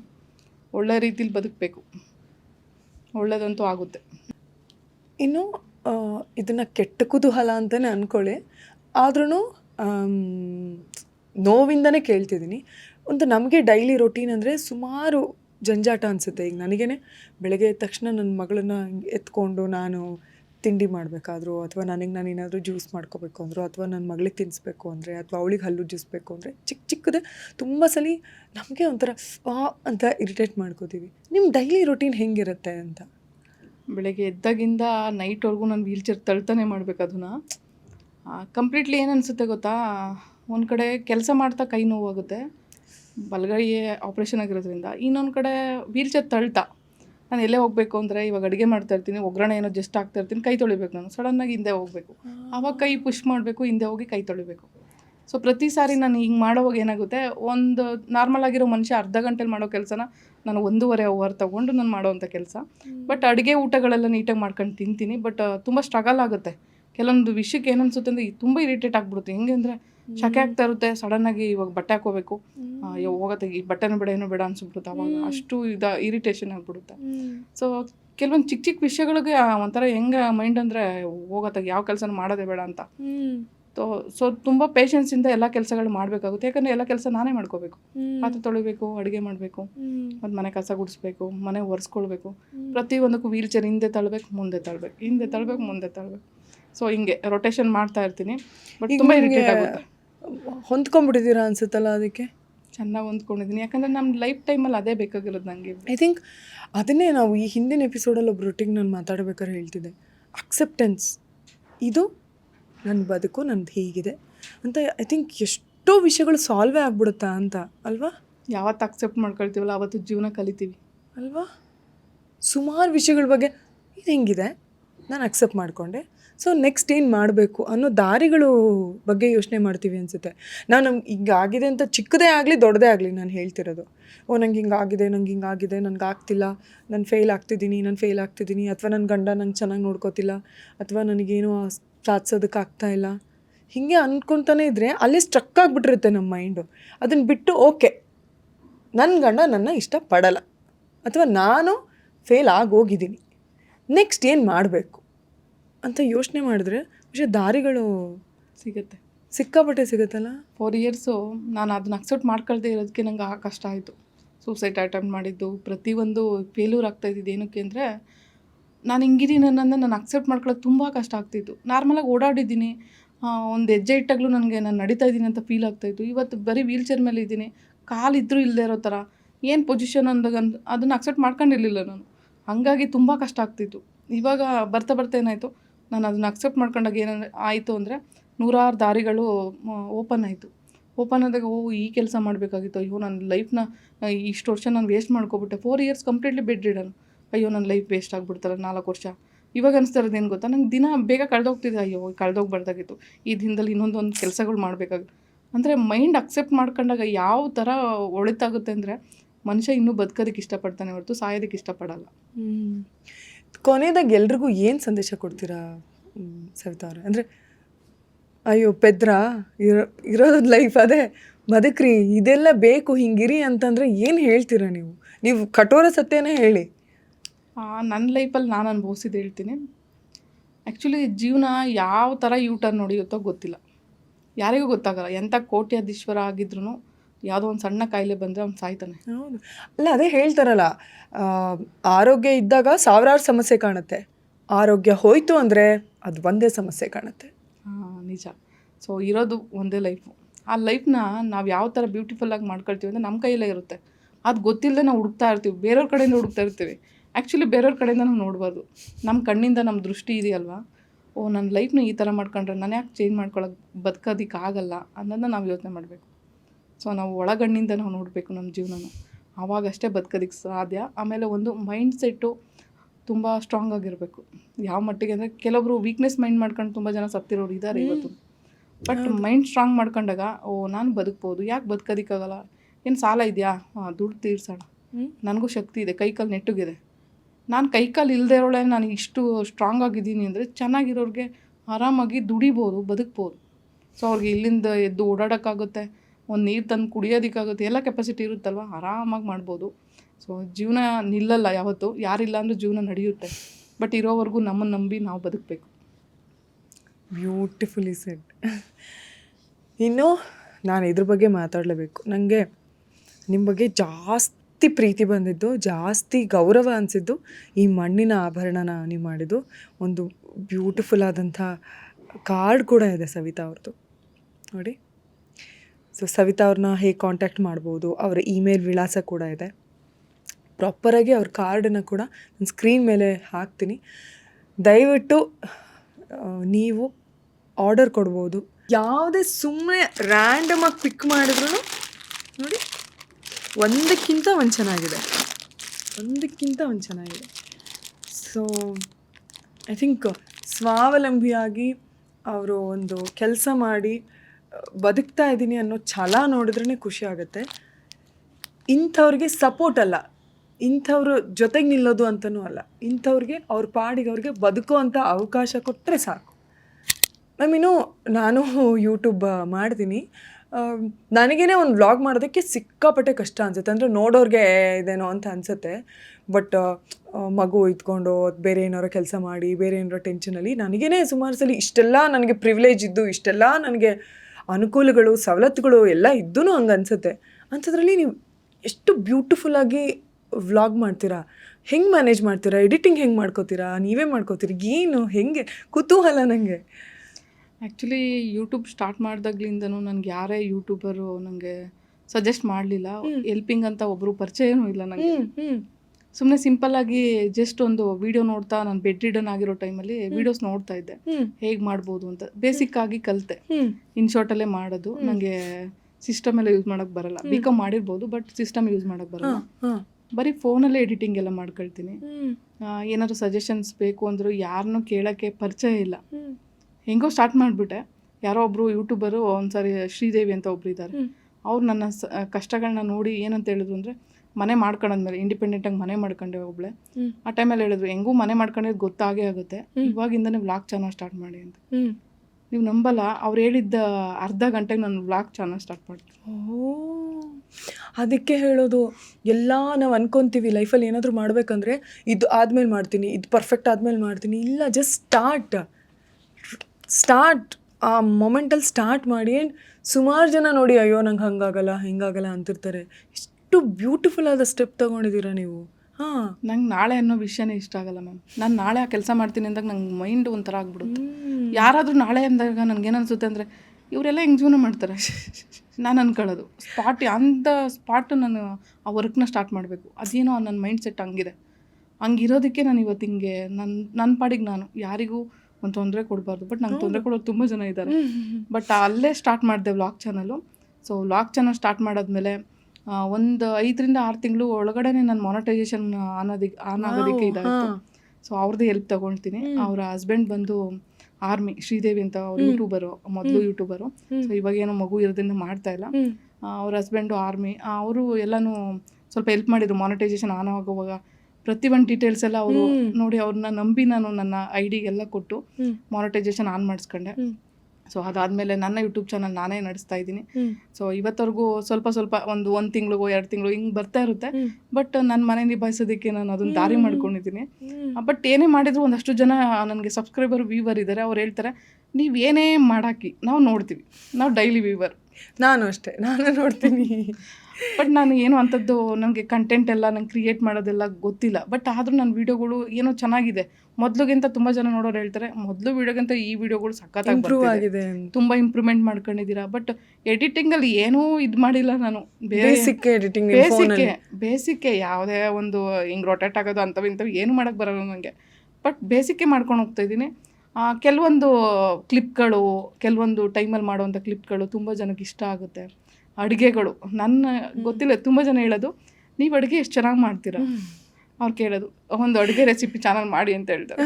ನಾನು ಹೇಳ್ದೆ, ಇರೋದೊಂದು ಚಾನಲೇ ನಡ್ಸ್ಕೊಂಡು ಹೋಗೋಕ್ಕಾಗ್ತಾ ಇಲ್ಲ.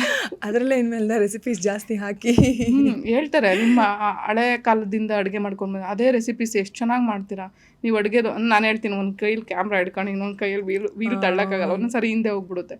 ಆಮೇಲೆ ನಂಗೆ ಗ್ಯಾಸ್ ಎಟ್ಕಲ್ಲ. ಗ್ಯಾಸ್ ಮೇಲೆ ಹಿಂಗೆ ಫೋನ್ ಹಿಡಿದಾಗ ಕೆಲವೊಂದ್ಸರಿ ಒಗ್ಗರಣೆ ಕಾಣಿಸುತ್ತೆ, ನನಗೆ ಸೀದೋದ್ರೂ ಗೊತ್ತಾಗಲ್ಲ. ಸೊ ಹೈಟ್ ಇರುತ್ತೆ. ಅಪ್ಪ ತುಂಬ ಕಷ್ಟ ಅದು ಅಡುಗೆ ಮಾಡೋವಾಗ. ಅದರಲ್ಲೂ ಏನಾದ್ರು ಎಣ್ಣೆ ಐಟಮ್ ಮಾಡಬೇಕಾದ್ರೆ ಏನು ಬಜ್ಜಿ ಸಿಡಿಯೋದೆಲ್ಲ ಬಾಣ್ಲಿನೇ ಕಾಣಿಸಲ್ಲ, ಒಂದೊಂದ್ಸರಿ ಮೇಲೆ ಬಂದ್ಬಿಡುತ್ತೆ ಅಂತ ಭಯ. ಆಮೇಲೆ ತೊಡೆ ಮೇಲೆ ಎಷ್ಟೋ ಸಾರಿ ಸುಟ್ಕೊಬಿಟ್ಟಿದ್ದೀನಿ ತೊಡೆ ಎಲ್ಲ. ಅವಾಗ ಅನ್ಸುತ್ತೆ ನನಗೆ, ಮರದ ಪ್ಯಾಡ್ ಇಟ್ಕೊಳ್ತೀನಿ, ಏನೇ ಬಿಸಿ ಇದ್ರು ಅದ್ರ ಮೇಲೆ ತಿರುಗ್ಬಿಟ್ಟು ಮತ್ತೆ ಗ್ಯಾಸ್ ಮೇಲೆ ಇಡಬೇಕು, ಮತ್ತೆ ಗ್ಯಾಸಿಂದ ತಗೋಬೇಕು, ಅದ್ರ ಮೇಲೆ ಇಡಬೇಕು, ಹಿಂಗೆ ಮಾಡಬೇಕು. ಅಂದರೆ ಹತ್ರ ಕಾಣಿಸ್ಬೇಕಲ್ಲ. ಮುದ್ದೆ ಎಲ್ಲ ಹಂಗೆ ಮಾಡ್ಕೊಳ್ಳೋದು ನಾನು. ಸೊ ಸಿಕ್ಕಾಪಟ್ಟೆ ಕಷ್ಟ ಆಗುತ್ತೆ. ಬಟ್ ಏನು ಗೊತ್ತಾ, ನಾನು ಮಾಡ್ಕೊಂಡು ತಿನ್ನೋದ್ರಲ್ಲಿ ತುಂಬ ನೆಮ್ಮದಿ ಇದೆ. ತುಂಬ ಹೆಲ್ತಿ ಊಟ ಮಾಡ್ಕೊಂಡು ತಿಂತೀನಿ ಅಂತ ಖುಷಿ ಇದೆ. ಮುದ್ದೆ ಅಂತೂ ಮಾಡ್ಕೊಳ್ತೀನಿ, ಅವಾಗ ಮುದ್ದೆ ಮಾಡ್ಕೊಂಡು ತಿಂತೀನಿ. ಸೊ ಹೆಲ್ತಿ ಫುಡ್ನ ಹೊರಗಡೆ ಅಂತೂ ಸಿಗಲ್ಲ. ಎಷ್ಟೇ ಆದರೂ ನಮ್ಮ ಮನೇಲಿ ನಾವು ಮಾಡ್ಕೊಂಡು ತಿಂದಾಗಲೇ ನೆಮ್ಮದಿ. ಹೌದು ನೋಡಿ, ನಾವು ಎಲ್ಲ ಶುರು ಮಾಡೋದಕ್ಕೆ ಆ ಕ್ಯಾಮ್ರಾ ಬೇಕು, ಆ ಫೋನ್ ಬೇಕು, ಈ ಅಪ್ಲಿಕೇಶನ್ ಬೇಕು, ಇನ್ನೊಂದು ಬೇಕು, ಮತ್ತೊಂದು ಬೇಕು ಅಂತ ಎಲ್ಲದಕ್ಕೂ ಅಡೆತಡೆಗಳನ್ನು ಹಾಕೊಂಡು ಕೂತಿರ್ತೀವಿ. ಬಹುಶಃ ಸವಿತಾ ಅವರು ನೋಡಿ ಕಲಿಬೇಕು, ಪಟ್ಟಂತ ಏನೇ ಆಗಲಿ ಕೆಲಸನ ಅವತ್ತಿನ ದಿನ ಸ್ಟಾರ್ಟ್ ಮಾಡಬೇಕು ಅಂತ. ಖಂಡಿತವಾಗ್ಲೂ ಒಳ್ಳೇದಾಗಿ ಆಗುತ್ತೆ ಅಂತ. 29th ಬಂದರೆ ಕರೆಕ್ಟಾಗಿ 2 years ಆಯಿತು ವ್ಲಾಗ್ ಚಾನಲ್ ಸ್ಟಾರ್ಟ್ ಆಗಿ. ಓ ನೋಡಿ, 29ಕ್ಕೆ ಮದುವೆ ಆಗಿದ್ದ ದಿನ ಅದು ನನ್ನ ಲೈಫ್ ಹಾಳಾಯಿತು. ಬಟ್ ನನ್ನ ಲೈಫ್ ಶುರು ಆಗಿದ್ದು ನನ್ನ ಯೂಟ್ಯೂಬ್ ಚಾನಲ್. ಎಂಥ ಕೋಇನ್ಸಿಡೆನ್ಸಸ್ ನೋಡಿ. ನಂಗೆ ಗೊತ್ತಿಲ್ಲ ಅವತ್ತೇ ಚಾನಲ್ ಸ್ಟಾರ್ಟ್ ಮಾಡಿದ್ದೀನಿ ಅಂತ. ಆಮೇಲೆ ಗೊತ್ತಾಯ್ತು ನಂಗೆ, ಅಯ್ಯೋ ನನ್ನ ಮದುವೆ ಆಗಿದ್ದ ದಿನನೇ ನಾನು ಚಾನಲ್ ಸ್ಟಾರ್ಟ್ ಮಾಡಿಬಿಟ್ಟಿದ್ದೀನಲ್ಲ ಅಂತ. ಆಮೇಲೆ ಅನ್ನಿಸ್ತು, ನನ್ನ ಲೈಫು ಚೆನ್ನಾಗಾಗ್ತಿದೆ ಇವಾಗ ನನ್ನ ಯೂಟ್ಯೂಬ್ ಚಾನಲಿಂದ. ನನ್ನ ಮದುವೆ ಲೈಫ್ ಹಾಳಾಯಿತು, ನಂದು ಯೂಟ್ಯೂಬ್ ಜರ್ನಿ ಚೆನ್ನಾಗಾಯಿತು. ಎಲ್ಲದರಲ್ಲೂ ಒಳ್ಳೇದನ್ನು ಹುಡ್ಕೋದು ಅಂದರೆ ಇದೆ ಆ್ಯಕ್ಚುಲಿ. ಆಗಿದ್ದು ಎಲ್ಲದರಲ್ಲೂ ಒಳ್ಳೇದು ಹುಡ್ಕೋದು ಆ್ಯಂಡ್ ಒಳ್ಳೇದು ಇರುತ್ತೆ ಅನ್ನೋದಕ್ಕೆ ಐ ಥಿಂಕ್ ಇದೇ ದೊಡ್ಡ ಸಾಕ್ಷಿ. ಹೌದು, ನಿಜ. ಅಷ್ಟೇ ಅಲ್ಲ, ಇವರು ಈ ಒಂದು ಮಣ್ಣಿನ ಆಭರಣಗಳ ವಿನ್ಯಾಸ ಮಾಡೋದನ್ನು ಆನ್ಲೈನ್ ಕ್ಲಾಸಸ್ ಕೂಡ ಮಾಡ್ತಾ ಇದ್ದಾರೆ. 11 ಬ್ಯಾಚ್ನ ಕಂಪ್ಲೀಟ್ ಕೂಡ ಮಾಡಿದ್ದಾರೆ. ಸೊ ನೀವು ಆನ್ಲೈನ್ ಕ್ಲಾಸ್ನ ತೊಗೋಬೇಕು ಅಂದರೂ ಕೂಡ ಈ ನಂಬರ್ಗೆ ಕಾಂಟ್ಯಾಕ್ಟ್ ಮಾಡಿ. ಡೆಫಿನೆಟ್ಲಿ ನೀವು ಒಳ್ಳೆ ಟೀಚರ್ ಹತ್ರ ಇದ್ರ ಬಗ್ಗೆ ಕಲಿಬೋದು. ಆ್ಯಕ್ಚುಲಿ ನಿಮ್ಮನ್ನು ಭೇಟಿ ಆದಮೇಲೆ ನಂಗೆ ಇನ್ನೊಂದು ಅನಿಸಿದ್ದು, ಅಫ್ಕೋರ್ಸ್ ಯೂಟ್ಯೂಬಲ್ಲಿ ನೋಡ್ತೀನಿ, ಆದರೂ ತುಂಬ ಲಕ್ಷಣವಾಗಿದ್ದೀರಾ, ಅಷ್ಟೇ ಲಕ್ಷಣವಾಗಿ ಮಾತಾಡ್ತೀರಾ. ಭಾವನೆಗಳನ್ನು ಅನುಭವಿಸೋದು ಒಂದು ಕಡೆ, ಅನುಭವಿಸಿರೋದನ್ನು ಹೇಳೋದು, ಪದಗಳಲ್ಲಿ ಹೇಳೋದು ಕೂಡ ಒಂದು ಕಲೆ. ಮಾತು ಕೂಡ ನಿಮಗೆ ಬದುಕನ್ನು ಕಟ್ಕೊಡೋದಕ್ಕೆ ಸಿಕ್ಕಾಪಟ್ಟೆ ಸಹಾಯ ಮಾಡಿದೆ ಅನ್ಸುತ್ತಲ್ಲ. ಹೌದು ಮ್ಯಾಮ್, ಯಾಕಂದರೆ ಸೋಷಿಯಲ್ ಮೀಡಿಯಾದಲ್ಲಿ ಬರೋಕ್ಕೆ ತುಂಬ ಕಷ್ಟ ಇದೆ. ಹೌದು. ಯಾಕೆ ಕಷ್ಟ ಅಂತ ಹೇಳಿದ್ರೆ ಫ್ಯಾಮಿಲಿಯವ್ರು ಅಕ್ಸೆಪ್ಟ್ ಮಾಡಲ್ಲ. ಹೌದು. ಸಡನ್ಲಿ ನನಗೆ ಈ ಥರ ಲೈಫ್ ಸ್ಪಾಯ್ಲ್ ಆದಮೇಲೆ ನಾನು ಯೂಟ್ಯೂಬ್ ಬರಬೇಕಂತ ಅನಿಸಿದ್ರು ನನ್ನ ಮನೇಲಿ ಬಿಡ್ತಾ ಇರಲಿಲ್ಲ. ಮಿಡಲ್ ಕ್ಲಾಸ್ ಫ್ಯಾಮಿಲಿಯಲ್ಲಿ ಹೆಣ್ಮಕ್ಳುಗಳನ್ನ ಸೋಷಿಯಲ್ ಮೀಡಿಯಾದಲ್ಲಿ ಬಿಡಲ್ಲ, ದುಡಿಯೋದಕ್ಕೆ ಕಳಿಸಲ್ಲ ಅಂದರೆ ಇನ್ನು ಸೋಷಿಯಲ್ ಮೀಡಿಯಾದಲ್ಲಿ ಬರೋದಕ್ಕೆ ಬಿಡ್ತಾರ. ಸೊ ನನ್ನ ತಮ್ಮ ಮುನ್ಸ್ಕೊಂಡ ಒಂದು ಸಾರಿ ವೀಡಿಯೋ ಹೋಗ್ತೀನಿ, ಸೊ ಹಸ್ಬೆಂಡ್ ಬೈರ್ತಾರೆ. ಸೊ ನಾನು ಹೇಳಿದ್ದಿಷ್ಟೇ, ನೋಡಿ ನೀವು ಹೇಳಿದ್ದು 2 ವರ್ಷ ನಾನು ಬೆಡ್ ಮೇಲಿದ್ದೆ, 2 ವರ್ಷ ಬೆಡ್ ಮೇಲಿದ್ದೆ, ಬಟ್ ಏನೂ ಲೈಫ್ ಚೇಂಜ್ ಆಗಿಲ್ಲ. ನನ್ನಿಂದ ನಾಳೆ ದಿನ ಯಾರೋ ಕಲಿಯೋರು ಇರ್ತಾರೆ, ನಾನು ಒಳ್ಳೇದಾಗಿ ಮಾಡ್ತಾ ಇರೋದು ವೀಡಿಯೋ, ಹಾಗಾಗಿ ಅಂತ ಹೇಳ್ಬಿಟ್ಟು ನಾನೇನು ಮಾಡಿದೆ, ಅವ್ರಿಗೆ ಯಾರಿಗೂ ಎದುರುಕೊಳ್ಳಿಲ್ಲ, ಕೇರ್ ಮಾಡಲಿಲ್ಲ. ಯೂಟ್ಯೂಬ್ ಚಾನಲ್ ಮಾಡಿದೆ. ಒಂದಷ್ಟು ಜನ ಹೇಳ್ತಾರೆ, ನೀವು ಕ್ಯಾಮ್ರಾ ಹಿಂದೆ ವರ್ಕ್ ಮಾಡ್ತಾಯಿದ್ದೀರಾ, ಯಾರಿಗೂ ಕಾಣಿಸಲ್ಲ ನೀವು ಅಂತ. ಕ್ಯಾಮ್ರಾ ಮುಂದೆ ಬರೋಕ್ಕೆ ಸಿಕ್ಕಾಪಟ್ಟೆ ಭಯ. ಯಾವ ಮಟ್ಟಿಗೆ ಅಂದರೆ ಒಂದು ಮಾತಾಡೋದಕ್ಕೆ ಶಿವರಿಂಗ್ ಆಗ್ತಿದೆ. ಅಂದರೆ ಆಮೇಲೆ ಯಾವ್ದು ಸರಿನೋ ಯಾವ್ದು ತಪ್ಪೋ ಹೇಗೆ ತಗೋತಾರೋ ಏನೋ. ನಾನು ಯಾವತ್ತೂ ಕ್ಯಾಮ್ರಾ ಮುಂದೆನೇ ಬಂದಿಲ್ಲ. ನನ್ನ ಫೋನಲ್ಲಿ ಕ್ಯಾಮ್ರಾ ಮುಂದೆ ಬರೋಕ್ಕೂ ತುಂಬ ಭಯ ಪಡ್ತಾ ಇದ್ದೆ. ಯಾವ ಮಟ್ಟಕ್ಕೆ ಅಂದರೆ ನನಗೆ ಯೂಟ್ಯೂಬ್ ಚಾನಲ್ ಮಾಡಿದ್ರು ಬಂದು ಕ್ಯಾಮ್ರಾ ಮುಂದೆ ನಿಂತು ನಂಗೆ ಮಾತಾಡುವಾಗ ಭಯ ಆಗ್ತಾಯಿತ್ತು. ಏನೇನೋ ಮಾತಾಡ್ಬಿಡ್ತಾ ಇದ್ದೆ. ಆ ಕ್ಯಾಮ್ರಾ ಫೇಸ್ ಮಾಡೋಕ್ಕೆ ಸಖತ್ ಭಯ ಆಯಿತು. ಒಂದಷ್ಟು ದಿನ ಮಾತಾಡ್ತೀನಿ, ಕೆಲವೊಂದು ವೀಡಿಯೋಗಳು ಅಪ್ಲೋಡ್ ಮಾಡ್ತೀನಿ. ಈಗ ಹಳೆ ಚಾನಲ್ ನೋಡುವಾಗ ನಂಗೆ ನಗು ಬರುತ್ತೆ. ಯಾಕಂದರೆ ತುಂಬ ಇಂಪ್ರೂವ್ಮೆಂಟ್ ಆಗಿದ್ದೀನಿ. ಕೆಲವೊಬ್ರು ಬೈದಿದ್ದಾರೆ ನನಗೆ ಬೇಕು ಅಂತ ಫೇಕ್ ಅಕೌಂಟ್ ಇಟ್ಕೊಂಡು ಬಂದು ನಿನ್ನ ಬಾಯಿ ದೊಡ್ಡದು ಅಂತ. ನಾನು ಹೇಳಿದೆ ನನ್ನ ಬಾಯಿಂದ ನಾನು ಇವತ್ತು ಬದುಕ್ತಾ ಇದ್ದೀನಿ. ಕೈಯಲ್ಲಿ ಹೊಡ್ಯೋಕ್ಕಾಗಲ್ಲ ನನಗೆ, ಕಾಲು ಸ್ವಾಧೀನ ಇಲ್ಲ. ಇವತ್ತು ನನ್ನ ಬಾಯಿಂದನೇ ನಾನು ಎದುರಿಸ್ಬೇಕು. ನನ್ನ ಎದುರಾಳಿಗಳನ್ನ ನಾನು ಎದುರಿಸೋದು ನನ್ನ ಬಾಯಿಂದ ಮಾತಾಡೋದ್ರಿಂದ. ಒಂದಷ್ಟು ಜನ ನಂಗೆ ಬೈಯೋವಾಗ ಹೇಳ್ತೀನಿ ನಾನು ಹಿಂಗಿರ್ಬೋದು ಅಷ್ಟೇ. ನನಗೂ ಕಾನೂನು ಗೊತ್ತಿದೆ, ನಾನು ಓದಿದ್ದೀನಿ, ಎಜುಕೇಟೆಡ್. ನೀವು ಕೈಯಲ್ಲಿ ಹೊಡೆಯೋಷ್ಟು ಶಕ್ತಿ ಇರ್ಬೋದು, ನಂಗೆ ಬಾಯಲ್ಲಿ ಹೊಡೆಯೋಷ್ಟು ಶಕ್ತಿ ಇದೆ, ನಿಮ್ಗೆ ಗೊತ್ತಿಲ್ಲ ಅದು. ನಾನು ಯಾರ ತಂಟೆಗೂ ಹೋಗಲ್ಲ ಸುಮ್ಮನೆ. ನನ್ನ ತಂಟೆಗೆ ಬಂದರೆ ಸುಮ್ಮನೆ ಬಿಡಲ್ಲ. ನನ್ನ ಬಾಯಿ ದೊಡ್ಡದೆ, ಯಾಕಂದರೆ ನಾನು ಇವತ್ತು ಬಾಯಿಂದನೇ ಜೀವನ ಮಾಡ್ತಾಯಿದ್ದೀನಿ.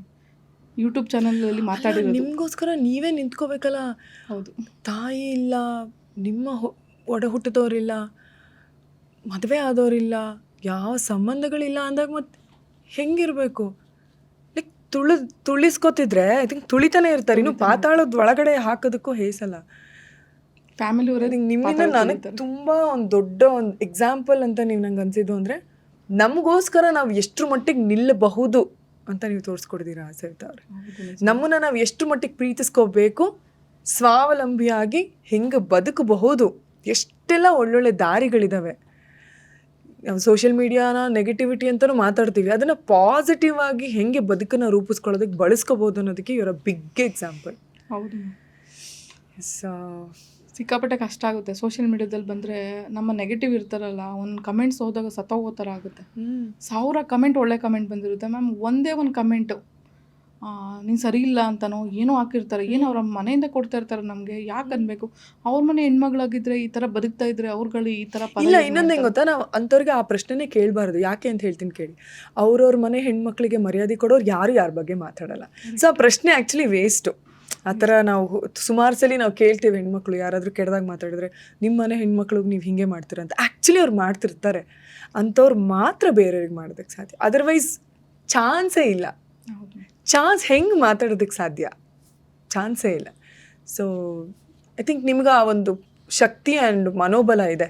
ಎಲ್ಲದನ್ನೂ ನೆಗ್ಲೆಕ್ಟ್ ಮಾಡಿ ಅಯ್ಯೋ ನಿಮ್ಮ ಹಣೆ ಬರಗಳು ಅಂದ್ಕೊಂಡು ನಿಮ್ಮ ಬದುಕಿನ ಮೇಲೆ ಅಷ್ಟೇ. ಯಾಕಂದರೆ ನಿಮಗೆ ನಿಮ್ಮ ಬದುಕನ್ನು ನೋಡ್ಕೊಳ್ಳೋದೇ ಒಂದು ದೊಡ್ಡ ಜವಾಬ್ದಾರಿ, ಒಂದು ದೊಡ್ಡ ಸವಾಲು. ನೀವು ಅದ್ರ ಮೇಲೇ ಕಾನ್ಸಂಟ್ರೇಟ್ ಮಾಡಿದ್ದೀರಾ ಅಂತಲೇ ನನಗನ್ಸುತ್ತೆ.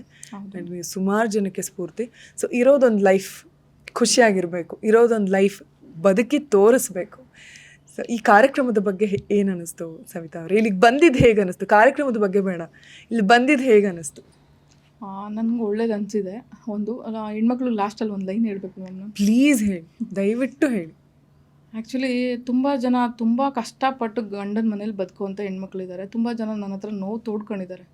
ಆ್ಯಕ್ಚುಲಿ ಹೇಳ್ತೀನಿ ನೋಡಿ, ಹೆಣ್ಮಕ್ಳಾಗಿ ಹುಟ್ಬಿಟ್ಟಿದ್ದೀವಿ ಅಂತ ಯಾರ್ಯಾರಿಗೆಲ್ಲ ಅನ್ಸ್ಕೊಂಡು ಅವ್ರುಗಳ ಅಡಿಯಾಳಾಗಿ ಯಾಕೆ ಬದುಕಬೇಕು? ನಮಗೂ ಒಂದು ಜೀವನ ಇದೆ, ನಾವು ಓದಿರ್ತೀವಿ, ನಾವು ಒಳ್ಳೆ ರೀತಿಲಿ ಬದುಕೋ ಅಷ್ಟು ಕೆಪಾಸಿಟಿ ನಮಗಿರುತ್ತಲ್ವ. ಯಾಕೆ ಎಲ್ಲರೂ ಬಿಟ್ಟು ಹೊರಗಡೆ ಬಂದು ಬದುಕೋಕ್ಕಾಗಲ್ವ ಹೆಣ್ಮಕ್ಳು? ನನ್ನಂತೊಳೊಬ್ಳು ಇವತ್ತು ಕಾಲು ಚೆನ್ನಾಗಿರೋವಾಗ ನನ್ನ ಹೊರಗಡೆ ಬಿಟ್ಟಿದ್ರೆ ಇನ್ನೂ ಏನೇನೋ ಸಾಧನೆ ಮಾಡಿಬಿಡ್ತಾಯಿದ್ದೆ ನಾನು. ಎಷ್ಟೋ ಜನ ಹಂಗೆ ಹೇಳಿದ್ದಾರೆ. ಆದರೆ ಕಾಲು ಹೋಗಿರೋ ಟೈಮಲ್ಲಿ, ಕೈಯೂ ಹೋಗಿರೋ ಟೈಮಲ್ಲಿ ನಾನು ಹೊರಗಡೆ ಬಿಟ್ಟರು, ಇವತ್ತು ಬೀದಿಗೆ ಬಿಟ್ಟರು. ಸೊ ಇವತ್ತು ನಾನು ಎಲ್ಲ ನಿಭಾಯಿಸಿ ನನ್ನಂತೊಳೆ ಬದುಕ್ತಾ ಇದ್ದೀನಿ ಅಂದಮೇಲೆ ಚೆನ್ನಾಗಿರೋ ಹೆಣ್ಮಕ್ಳುಗಳು ಯಾಕೆ ಬದುಕೋಕ್ಕಾಗಲ್ಲ? ಯಾಕೆ ಸೂಸೈಡ್ ಮಾಡ್ಕೊಂಡು ಸಾಯ್ತಾ ಇದ್ದಾರೆ? ಅಪ್ಪನ ಮನೇಲಿ ಹೋದರೆ ಗೌರವ ಹೋಗುತ್ತೆ, ಹೌದು. ಅವರು 1-2 ದಿನ ನೋಡ್ತಾರೆ ಅಪ್ಪ ಅಮ್ಮ ಮನೇಲಿ, ಯಾರೂ ಅಕ್ಸೆಪ್ಟ್ ಮಾಡ್ಕೊಳ್ಳಲ್ಲ ಮ್ಯಾಮ್. ಗಂಡನ ಮನೇಲೂ ಅಷ್ಟೇ, ಅವ್ರುಗಳು ಹಂಗೆ ಮಾಡಿರ್ತಾರೆ. ಸೊ ಹೊರಗಡೆ ಬಂದು ಬದುಕೋಕ್ಕೆ ಜೀವನ ಇರುತ್ತೆ. ಯಾಕೆ ಇವರೆಲ್ಲ ಸಾಯ್ತಾರೆ? ಎಲ್ರಿಗೂ ನಾವು ಒಳ್ಳೆಯವ್ರಂತ ಪ್ರೂವ್ ಮಾಡಬೇಕಾಗಿದ್ದಿಲ್ಲ. ಕರೆಕ್ಟ್, ಅಷ್ಟೇ ಮ್ಯಾಮ್. ಹೆಣ್ಮಕ್ಳಿಗೆ ಹೇಳೋದು ಕೊನೆಗೊಂದು ಮಾತು. ಕರೆಕ್ಟ್. ನಾವು ಸ್ವಾವಲಂಬಿಗಳಾಗಿರಬೇಕು. ಸೆಲ್ಫ್ ರೆಸ್ಪೆಕ್ಟ್, ಆತ್ಮಗೌರವ ಅಂತಾರಲ್ಲ, ಬಹಳ ಬಹಳ ಮುಖ್ಯ. ಅದಕ್ಕೆ ಧಕ್ಕೆ ಆಗುತ್ತೆ ಅಂದ್ರೂ ನೊಂದು ಬೆಂದು ಕುಗ್ಗಿ ಬದುಕೋ ಅಂಥ ಅವಶ್ಯಕತೆ ಖಂಡಿತವಾಗ್ಲೂ ನೀವು ಹೇಳ್ದಂಗಿಲ್ಲ. ಐ ಥಿಂಕ್ ನೀವು ಸುಮಾರು ಹೆಣ್ಜೀವಿಗಳಿಗೆ ಒಂದು ಸ್ಫೂರ್ತಿ, ಒಂದು ಆದರ್ಶ. ಈ ಥರನೂ ಬದುಕಬಹುದು ಅಂತ ನೀವು ತೋರಿಸ್ಕೊಟ್ಟಿದ್ದೀರಾ. ಎಲ್ಲರ ಪರವಾಗಿ ನನ್ನ ಕಡೆಯಿಂದ ನಿಮಗೆ ತುಂಬ ತುಂಬ ತುಂಬ ಥ್ಯಾಂಕ್ಸ್.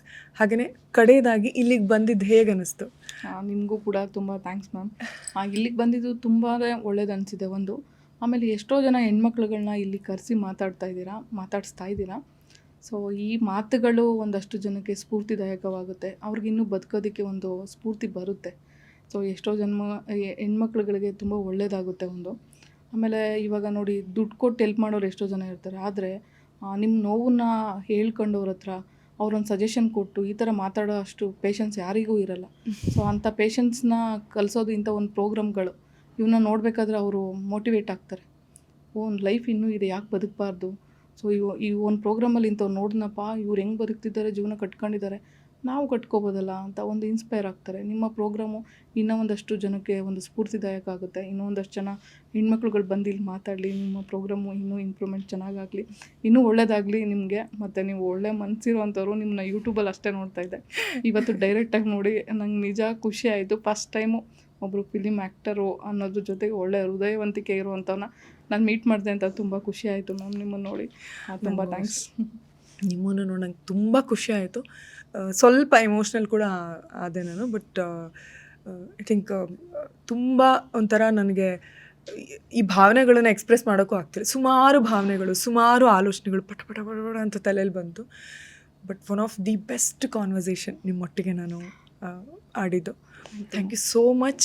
ಇನ್ನೂ ಹೆಚ್ಚೆಚ್ಚು ಒಳ್ಳೆಯದಾಗಲಿ. ನೀವು ಖಂಡಿತ ನೀವು ಇನ್ನೂ ಎತ್ತರ ಮಟ್ಟಕ್ಕೆ ಹೋಗ್ತೀರಾ. ನಮ್ಮ ಕಡೆಯಿಂದ ಏನೇ ಬೇಕಾದರೂ just a call away. Okay, thank you. Lots of love Savita. Thank you ma'am. ಕರ್ನಾಟಕದಾದ್ಯಂತ ತುಂಬ ಜನ ಇಷ್ಟಪಟ್ಟಂತಹ, ನಂಬಿಕೆ ಇರುವಂಥ ಬ್ರ್ಯಾಂಡ್ ಅಮೃತ್ ನೋನಿ ಅವ್ರದ್ದು. ಅವ್ರ ಕಡೆಯಿಂದ ನಿಮಗೊಂದು gift hamper. Thank you. So ಆರೋಗ್ಯಕರವಾದಂತಹ ಜೀವನ ಸಾಗಿಸೋದಕ್ಕೆ ಮಿಲೆಕ್ಸ್ ಅವ್ರ ಕಡೆಯಿಂದ ಒಂದು ಗಿಫ್ಟ್ ಹ್ಯಾಂಪ. ಈ ಸ್ಯಾರಿ ನಿಮಗೆ. ಇದು ವಿಜೇತಾ ಸ್ಮಾರ್ಟ್ ಸಿಟಿ, ಹಾಗೆ ನಮ್ಮ ಕಾರ್ಯಕ್ರಮದ ವತಿಯಿಂದ. Thank you ma'am. Thank you so much. ಇದು ಕೂಡ ನನ್ನ ಕಡೆಯಿಂದ ನಿಮಗೆ ಒಂದು ಪುಟ್ಟ ಗಿಫ್ಟ್. ನಮ್ಮೆಲ್ಲರ ಬದುಕಲ್ಲಿ ನಮಗೆ ಗೊತ್ತಿದ್ದೋ ಗೊತ್ತಿಲ್ಲದೇನೋ, ನಾವೇ ಮಾಡ್ಕೊಂಡಿದ್ದೋ ಅಥವಾ ಆ ದೇವರೇ ದುರಂತವನ್ನು ಮಾಡಿರೋದು ಏನೇ ಆದರೂ ಕೂಡ, ಎಲ್ಲೋ ಒಂದು ಕಡೆ ಚಿಕ್ಕದಾಗಿ ಆಶಾ ಕಿರಣವನ್ನು, ಮುಂದೆ ಬದುಕುವ ದಾರಿಯನ್ನು, ಸಾಧಿಸುವ ಮನಸ್ಸನ್ನು ದೇವರು ನೀಡಿರ್ತಾನೆ. ಅದನ್ನು ನಮ್ಮ ಒಳಗಣ್ಣಿಂದ ನೋಡಿ ಸಾಧಿಸ್ಬೇಕಷ್ಟೆ. ಅದಕ್ಕೆ ನನಗೊಂದು ದೊಡ್ಡ ಉದಾಹರಣೆ, ಆ ಒಂದು ಸತ್ಯಕ್ಕೆ ಸಾಕ್ಷಿ ಅಂತ ಅನಿಸಿದ್ದು ಸವಿತಾ ಅವರು. ಐ ಥಿಂಕ್ ನಾನು ಈ ಎಪಿಸೋಡ್ ಮುಗಿಸಿ ಮನೆಗೆ ಹೋದ್ಮೇಲೆ ಕೂಡ ಸುಮಾರು ವಿಷಯಗಳು ನನ್ನ ತಲೆಯಲ್ಲಿ, ನನ್ನ ಮನಸ್ಸಲ್ಲಿ ಓಡ್ತಾನೆ ಇರುತ್ತೆ ಅನಿಸುತ್ತೆ. ಇಂಥವ್ರನ್ನ ನೋಡಿ ಕಲಿಯೋದು ತುಂಬ ಇದೆ. ಸೊ ನೀವು ಹೇಗೆಲ್ಲ ಸ್ಫೂರ್ತಿಯನ್ನು ಪಡೆದ್ರಿ, ಈ ಎಪಿಸೋಡ್ ನಿಮ್ಗೆ ಹೇಗೆ ಅನ್ನಿಸ್ತು ಅಂತ ದಯವಿಟ್ಟು ಕಾಮೆಂಟ್ ಸೆಕ್ಷನಲ್ಲಿ ತಿಳಿಸಿ. ಆ್ಯಂಡ್ ಎಸ್, ಕೊನೆಯದಾಗಿ ಅಮೃತ್ ನೋನಿ ಆರ್ಥೋಪ್ಲಸ್ ರವರು ಹೆಮ್ಮೆಯಿಂದ ಅರ್ಪಿಸಿದಂತಹ ಇರೋದೊಂದು ಲೈಫ್ ಕಾರ್ಯಕ್ರಮದ ಈ ಎಪಿಸೋಡ್ ಇಲ್ಲಿಗೆ ಮುಕ್ತಾಯ ಆಗುತ್ತೆ. ಮುಂದಿನ ಸಂಚಿಕೆಯಲ್ಲಿ ಮತ್ತೆ ನಿಮ್ಮೆಲ್ಲರನ್ನು ಭೇಟಿ ಆಗ್ತೀನಿ. ನೆಮ್ಮದಿಯಾಗಿರಿ, ಸಂತೋಷವಾಗಿರಿ. Lots of love.